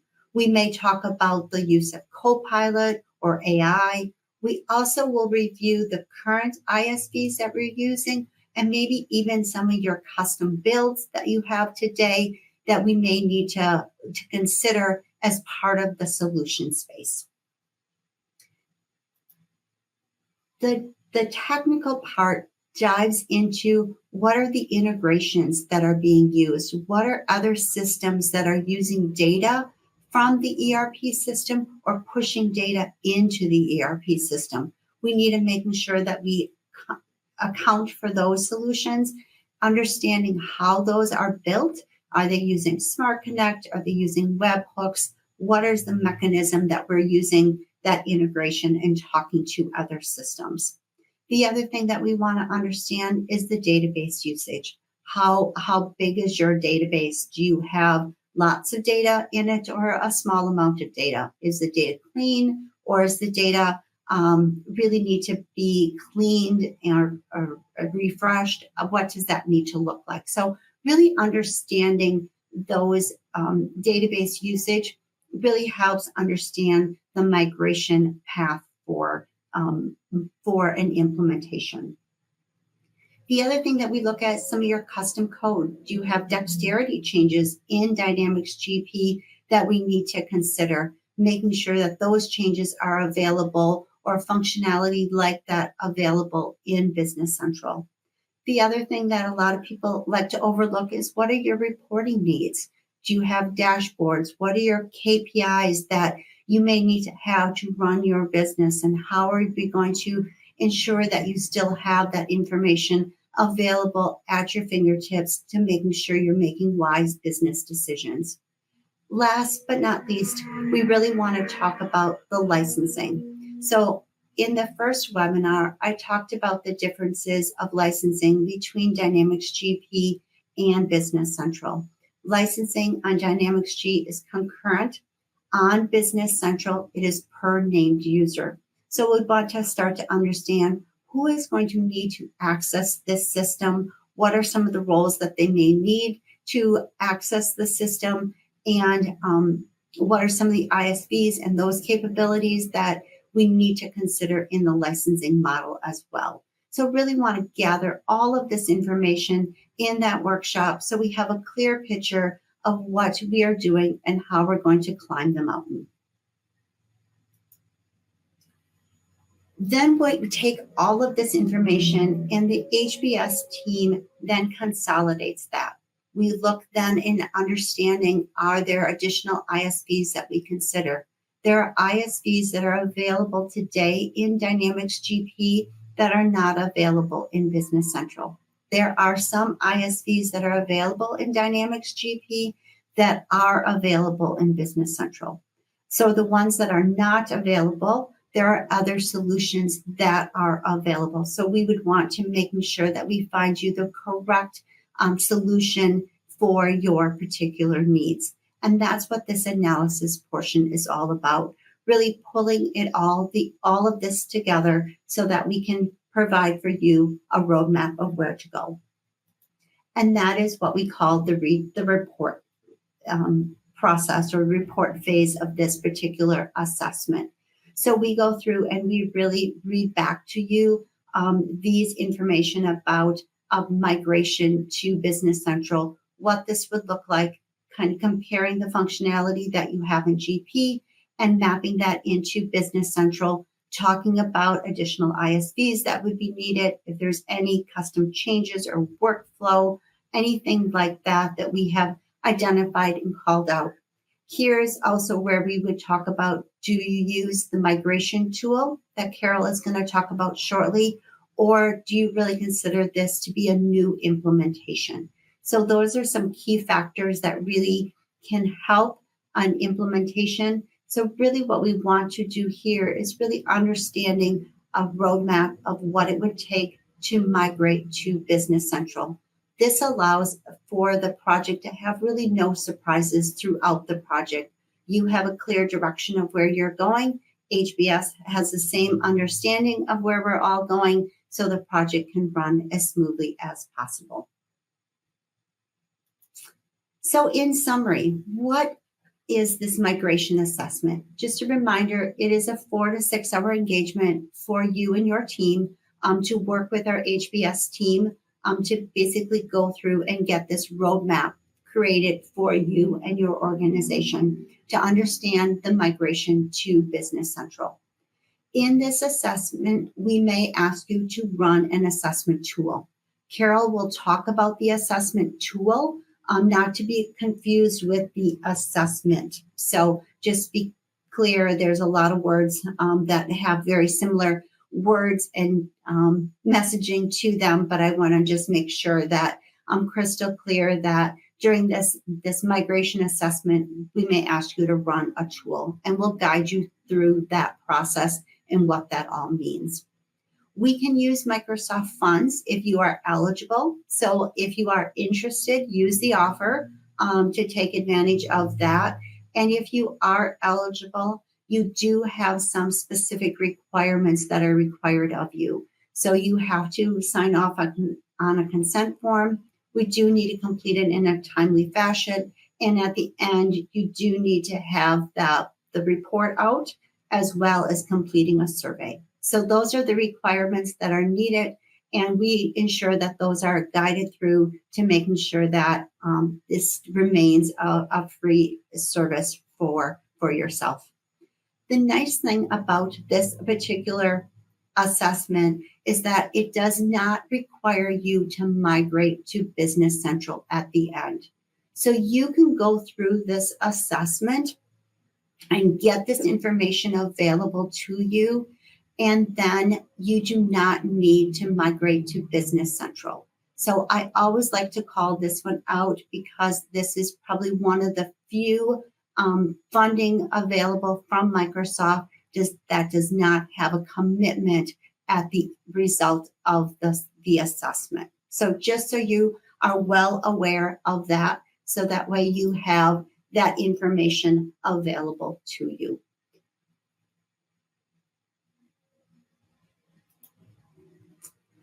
Then once the assessment is completed, what will oftentimes happen is that people will then ask, what next? And so before we jump into kind of on a migration approach, what a lot of times will happen is team members will say that I would like to have, what is this going to cost? And so we provide what's called a budgetary quote. So let's say that you're interested in moving, but maybe you need to plan for this in your next budgetary cycle. We understand that completely, and we can then have the information available to provide you a realistic budgetary estimate that then you can plan in one of your future budgets to account for that. The other thing that people may often happen as well is people are like, we're ready now to move forward. Let's create a statement of work. And as a result of that statement of work, we then move through what I would classify as the 4 steps to a migration project. I shared this slide in the first webinar, and I felt it was important to share it again. So as you know, it's not a simple process to migrate from your existing GP system to Business Central. We use this 4-step process to ensure that we have a successful implementation. And so at the end of the day, we want to make sure that your business is very successful using Business Central. And so we go through these four steps to ensure that success does happen. The main thing that we'll talk about is in step 1, If we determine in the assessment that it makes sense to run the migration tool, Carol will talk about that migration tool. So we're going to run that into a sandbox or that equivalent to a test company in your GP world. We then validate that. For every module that you have in GP today, you want to think about in Business Central, you're going to have a similar module, and we need to set up or configure that module to work for your particular needs. We'll ensure that we have security set up, if there's any integrations, if there's any third parties, if there's any custom code that we need to consider. All of that will be put together in step 2. Step 3 is about training, making sure that everyone who's going to need to use the system is adequately trained. We'll run test scenarios through that to making sure that the business is expected the results that you are looking for. So let's do that in a test environment prior to go live. So that way, when we do go live, you know exactly what to do to operate your business successfully. Step 4, we then run that final migration tool or load the data if we're not going to use the migration tool. We have other mechanisms to get data from GP into Business Central, so we would utilize that. And then we really go live, and we support you through that go live process. So with that, I am now going to turn it over to Carol, who is going to basically talk to you about the migration tool. Hello, everyone. Like Lisa said, I'm going to talk to you about the migration tool and a little bit about the assessment. The migration tool offers you great visibility into your current GP data. So how messy is our data? Am I in the correct version? Is my version of SQL correct? All of the technical back end of it. Is my database too large to migrate over? Now, things like with our database size, we will give you some recommendations based on best big business practices. 90% of you, if you own it and it's on-prem, will continue to own your GP and you'll be able to access the data from it. So migrating 20 years of data may not be in your best interest. We can do some combined reporting within there if you decide that you need to be able to do a 10-year look back, which I'm not certain that 10-year look back is going to give you a lot of value, but we can do some of those things. It's also going to identify some of the challenges. And some of the challenges that we've seen most commonly are that we have vendors, customers, items in our system that are no longer active. We haven't used it. We don't make this product anymore. We don't buy from a particular vendor any longer. So it helps us to help you resolve some of those. Let's clean this data up prior to doing our migration. You also get in the assessment tool the ability to look at your version of, like I said, SQL and your .NET version. Our recommendation is that you're at the latest and greatest version of GP, that your SQL server is at least 2018, and your .NET version is at least the most current. These are all things that will help with the data migration. Data that's going to come across when we go to migrate you, like it says here, your fiscal periods, your chart of accounts. Now, your chart of accounts is different in Business Central than it is in GP. We have segments in GP where we have dimensions within Business Central. Essentially, they're the same thing. It's just how does that get divided up? When we've set up our GP chart of accounts, we defined which is our main or our master segment to it, which is our department, division, product line, and so on within our chart of account. We can bring up to 13 different segments across. Your main ones will be defined based on how you've defined the order of them within GP's segment chart. Those will be able to be passed over. You'll be able to see them. You'll see the detail of it. You'll be able to report back against it. If we decide to change them, we'll be able to roll out those changes through it. Customer master records.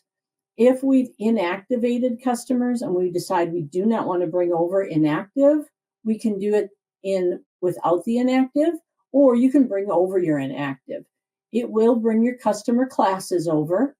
It will bring over your customer account setups that are there, linked to that master in what's called a posting group. It will also bring over all of your ship to addresses. So if we have ship to addresses that we're no longer using, are inactive, we should discontinue because they were not fully set up. Those are things that we're going to want to look at and clean up. And that migration tool or assessment tool is going to identify a lot of those. You will have a high, a medium, and a low risk factor on 90% of your items. It will list out exactly if your customer address ID is more than 20 digits. It's going to tell you, it's only going to migrate over the first 20 digits. So is that something we're going to want to edit prior to bringing those over? Similar to the customer master, the vendor master. It's going to bring over your vendors, all of your ship to or remit to addresses. It's going to bring over your classes with your GL codes. It is going to set up your posting groups. And as we know in GP, in a customer or vendor class, we have our GL accounts associated. If we're not using the accounts at the customer, vendor, or item class level, we're using the GP setup posting accounts. Those will also transfer over. Inventory items can be transferred over. There are many different factors involved with inventory items, and we have a complete list of things that would need to be cleaned up, set up, or added to your current setup that in order for us to migrate them over. In some cases, we're better just to extract that data out of GP, clean it up, and then import it in. But they can be imported. Your unit of measure schedules are different within GP to BC. You have one unit of measure schedule that you can attach to multiple items. In BC, it will break it up and make its own individual unit of measure per item.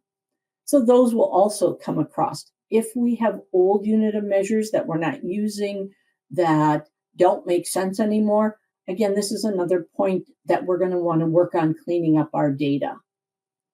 Outstanding transactions. And what do I mean by outstanding transactions? I mean your open accounts payable, open accounts receivable. It's going to bring over those transactions for us.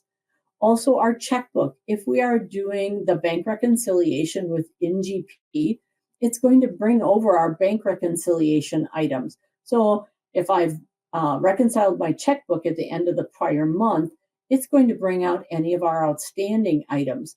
So we would be able to take our GP bank reconciliation report, look at the outstandings, and that's what should be over in Business Central. You're also going to get what's called a historical snapshot. It's going to take that data that we're taking out of GP, moving up to Azure, which is the platform that Business Central sits on, and you're going to be able to view, look, and report on that data.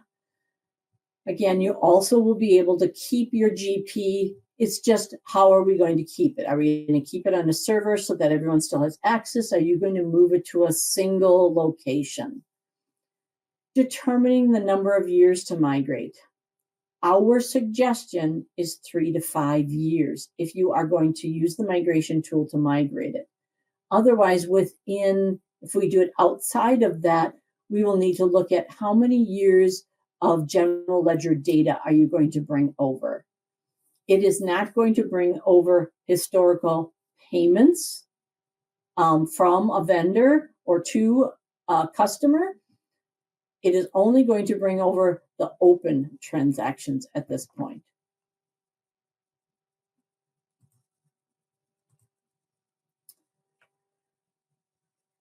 So limited historical data, and I kind of touched on that in a few seconds ago. Our journal entry lines, payables, receivables, sales, purchases, and inventory. When we bring over inventory, my suggestion for inventory is that we do a stock count. Let's get our stock count going in GP. Let's ensure that the quantities we have on hand are the quantities we want to bring over. If you haven't done a stock count in a while, it is a good suggestion. Also, we will want to inactivate any items we are no longer selling, using. Now, if we have stock of it and we want to be able to keep that in Business Central, we would bring that over, even though we may not be making or selling that item. It is still inventory value, and then at the end of the year, you and your accountant can make the decision: do we write off? Do we sell that old obsolete inventory? How are we going to handle it? There's also limited space. Now, don't get me wrong, it is a lot of space that you get out there, but limiting the amount of historical data is going to improve your performance within Business Central. So you can purchase additional space from Microsoft, remembering that this is all stored in a secured cloud. But if we can work within the parameters of what our initial purchase is, then you are much further ahead.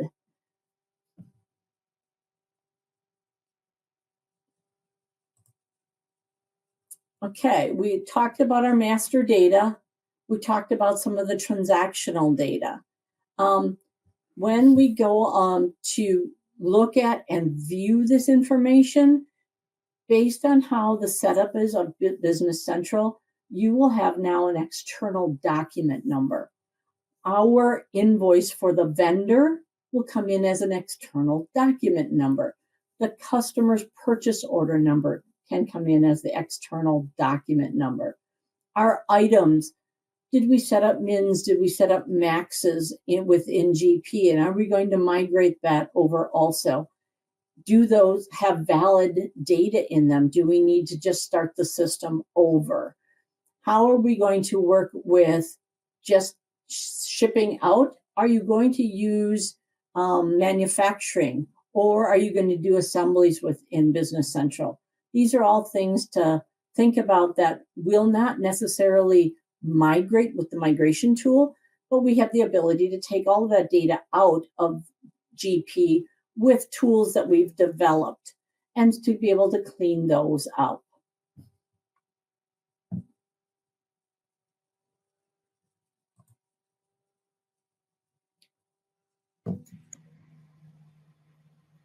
Thank you, Carol. I'm going to jump into talking next about some saving opportunities.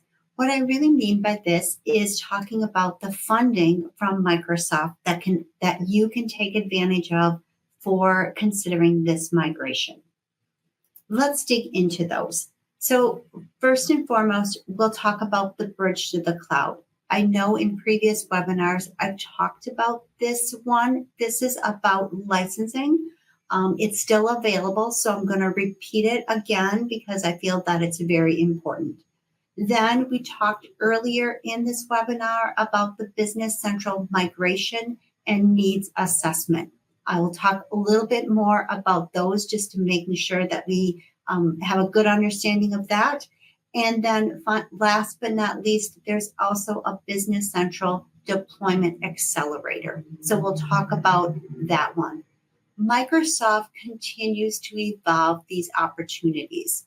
So some of these opportunities will be going away shortly. New ones likely will be coming available. So if you decide that now is not the right time to do one of these, you may want to understand that there may be new ones available. These continue to evolve. But at the time that you are ready to move, we will always look to see what is available and recommend those things to you. As time goes on, though, we do suspect there will become less and less of these saving opportunities because Microsoft is really trying to aid now in the migration over to Business Central. So the first one I want to talk about is the Bridge to the Cloud promotion. This is tied to your licensing. So I will really try to talk about licensing. So this is about buying the licenses for Business Central. With this one, you get the opportunity to dual license your Dynamics GP and Business Central. So the way that it works is that for the cost of your GP enhancement or your renewal, you can then purchase Business Central at a 40% discount. Let me put some numbers around that to help with the understanding of this. So let's assume that your GP renewal was $2,000. What you would be able to do is buy Business Central at a 40% discount for that $2,000. There are some stipulations. First and foremost, you must buy enough Business Central licenses at that discount to meet the dollar value of your GP renewal. So just so you're well aware of that, it has to be at that GP renewal or more to utilize that. This also comes with a 3-year commitment to that licensing. So you do get that 40% discount for that 3 years, but you are making a commitment to that for that 3 years. After the 3 years, you cannot go back to using GP. At that point in time, you will no longer be eligible to have a GP enhancement plan, and you will need to be on Business Central. So this one is available through December of this year. So just so you're well aware of that. So if your enhancement is coming due anytime soon and want to consider that, please reach out to us and we can help and talk through that. If you are a not-for-profit, reach out to us as well. There are some amazing not-for-profit pricing with Business Central that oftentimes will be better opportunity for your organization than the Bridge to the Cloud promotion. So we will help you through any of these licensing conversations to determine what is the best path forward for you. Earlier today, we talked about the Business Central migration assessment, and we put up that offer, and it's still available under the current offers. So if you're interested in that, there are actually 2 actual assessments that are available. Let me talk about both of them. They're very, very similar to what I talked about. They're basically just different dollar amounts and different deadlines. So the migration assessment that I talked about in great detail, that ends on June 1st. So if you are interested at all in taking advantage of that, we do recommend that you apply now. Doesn't mean that it has to be completed by June 1st. We need to have it started by June 1st. So that means by tomorrow, we need to have that one started. If you're not able to move that quickly, we completely understand. There is the Business Central needs assessment that we will check for your eligibility. So if you fill out this offer here, we will look to see which one you are eligible for, and we will work to get that secured for you.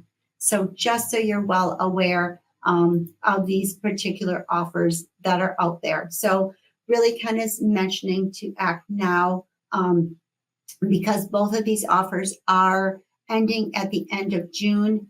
We do suspect there will be some new offers coming available at the end of June into the July timeframe. I just don't know what they are as Microsoft starts their new fiscal year in July. So just always awareness of that. So want to making sure that we provide you as much information and guidance as we can. And then the last one that I want to talk about from Microsoft is the Business Central Deployment Accelerator. So with this one is that this one is tying to the services. So we talk about licensing. There is time and effort for HBS to help you with your migration to Business Central. And this promotion is around helping defray some of those costs around that accelerate to help with those services. So it is still based though on licensing. So what it's based on is your first year's licensing, and that's the fixed amount that you become eligible for. So we kind of submit that to Microsoft, seeing what you're eligible for. They come back. With that though, we do need to complete that spend within a 90-day period. So with that, if you're on a project, it's usually not a problem to complete that. You just really have to be moving forward on that project, so you couldn't put the project on hold or anything like that. The one nice thing about this Business Central Deployment Accelerator, it can be leveraged with other promotions. So in the past, we were not able to take advantage of this promotion if you took advantage of any previous offers from Microsoft.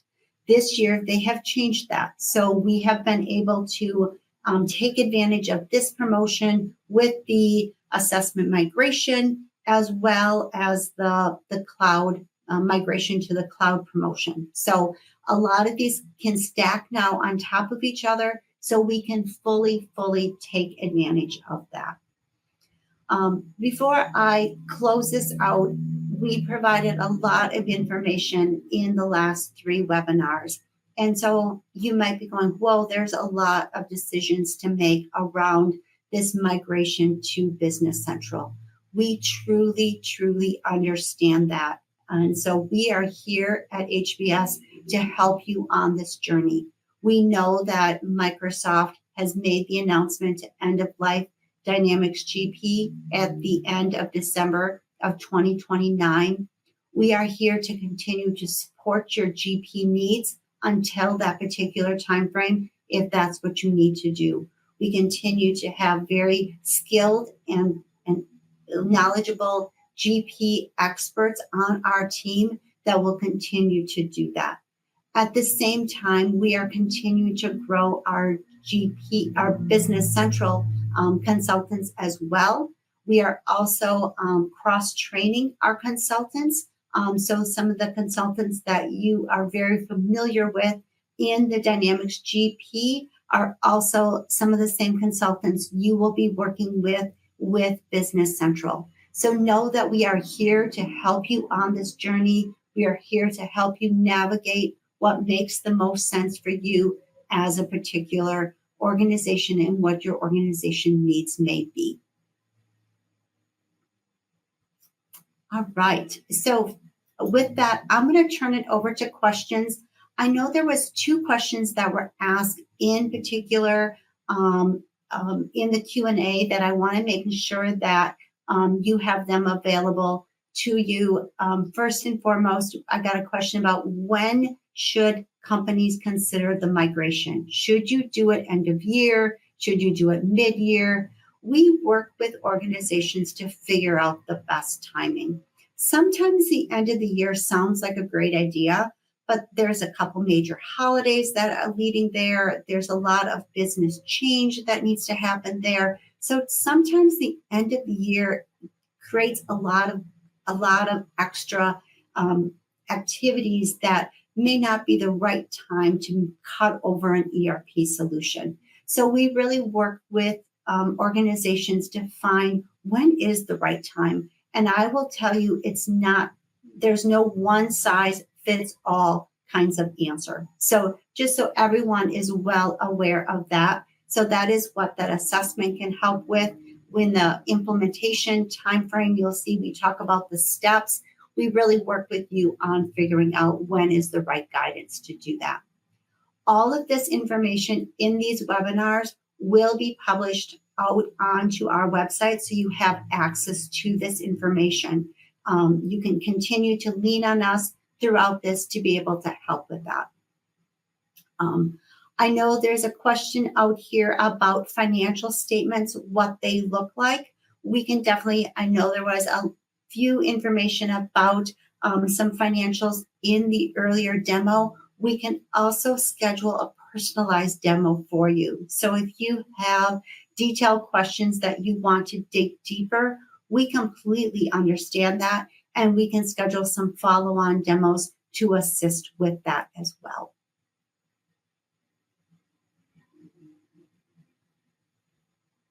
Continue to add questions out in the Q&A, and I will stick on for a few minutes to see if there's any other questions for Carol or myself. Lisa, I see one out there that says, how easy is it for an accountant to make corrections to a client's data in this platform? It's extremely easy, depending on your security that you have. So if you manage your client's data, then you have the correct security permissions, you can make those correcting entries, you can make standard journal entries in for them. And again, it's all based on security. And they're very quick, they're very easy. Everything can actually be done in an Excel spreadsheet, populated right into it. So we have the ability to have some of those templates available for you. And it all also applies onto GAAP compliance as well. So you cannot modify anything that will kind of mess with any of those GAAP compliance for people who are coming from QuickBooks who might be on this call.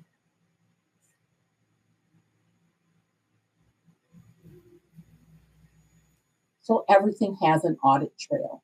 So what Lisa was alluding to is that unlike QuickBooks, where I can just quickly make a change and remove data from it, in Business Central, it is much like GP, where it requires that audit trail code. It requires that reversing entry to be tracked. You have the ability to go in and audit every one of those transactions. Once again, we want to thank you for your time. We truly, truly appreciate you being part of this webinar series, even if it was for one or all three of them. We know you're extremely busy. Let HBS know how we can help you on this particular journey to migrating to the cloud, and let us know how we can be of assistance. Once again, thank you and have an amazing day.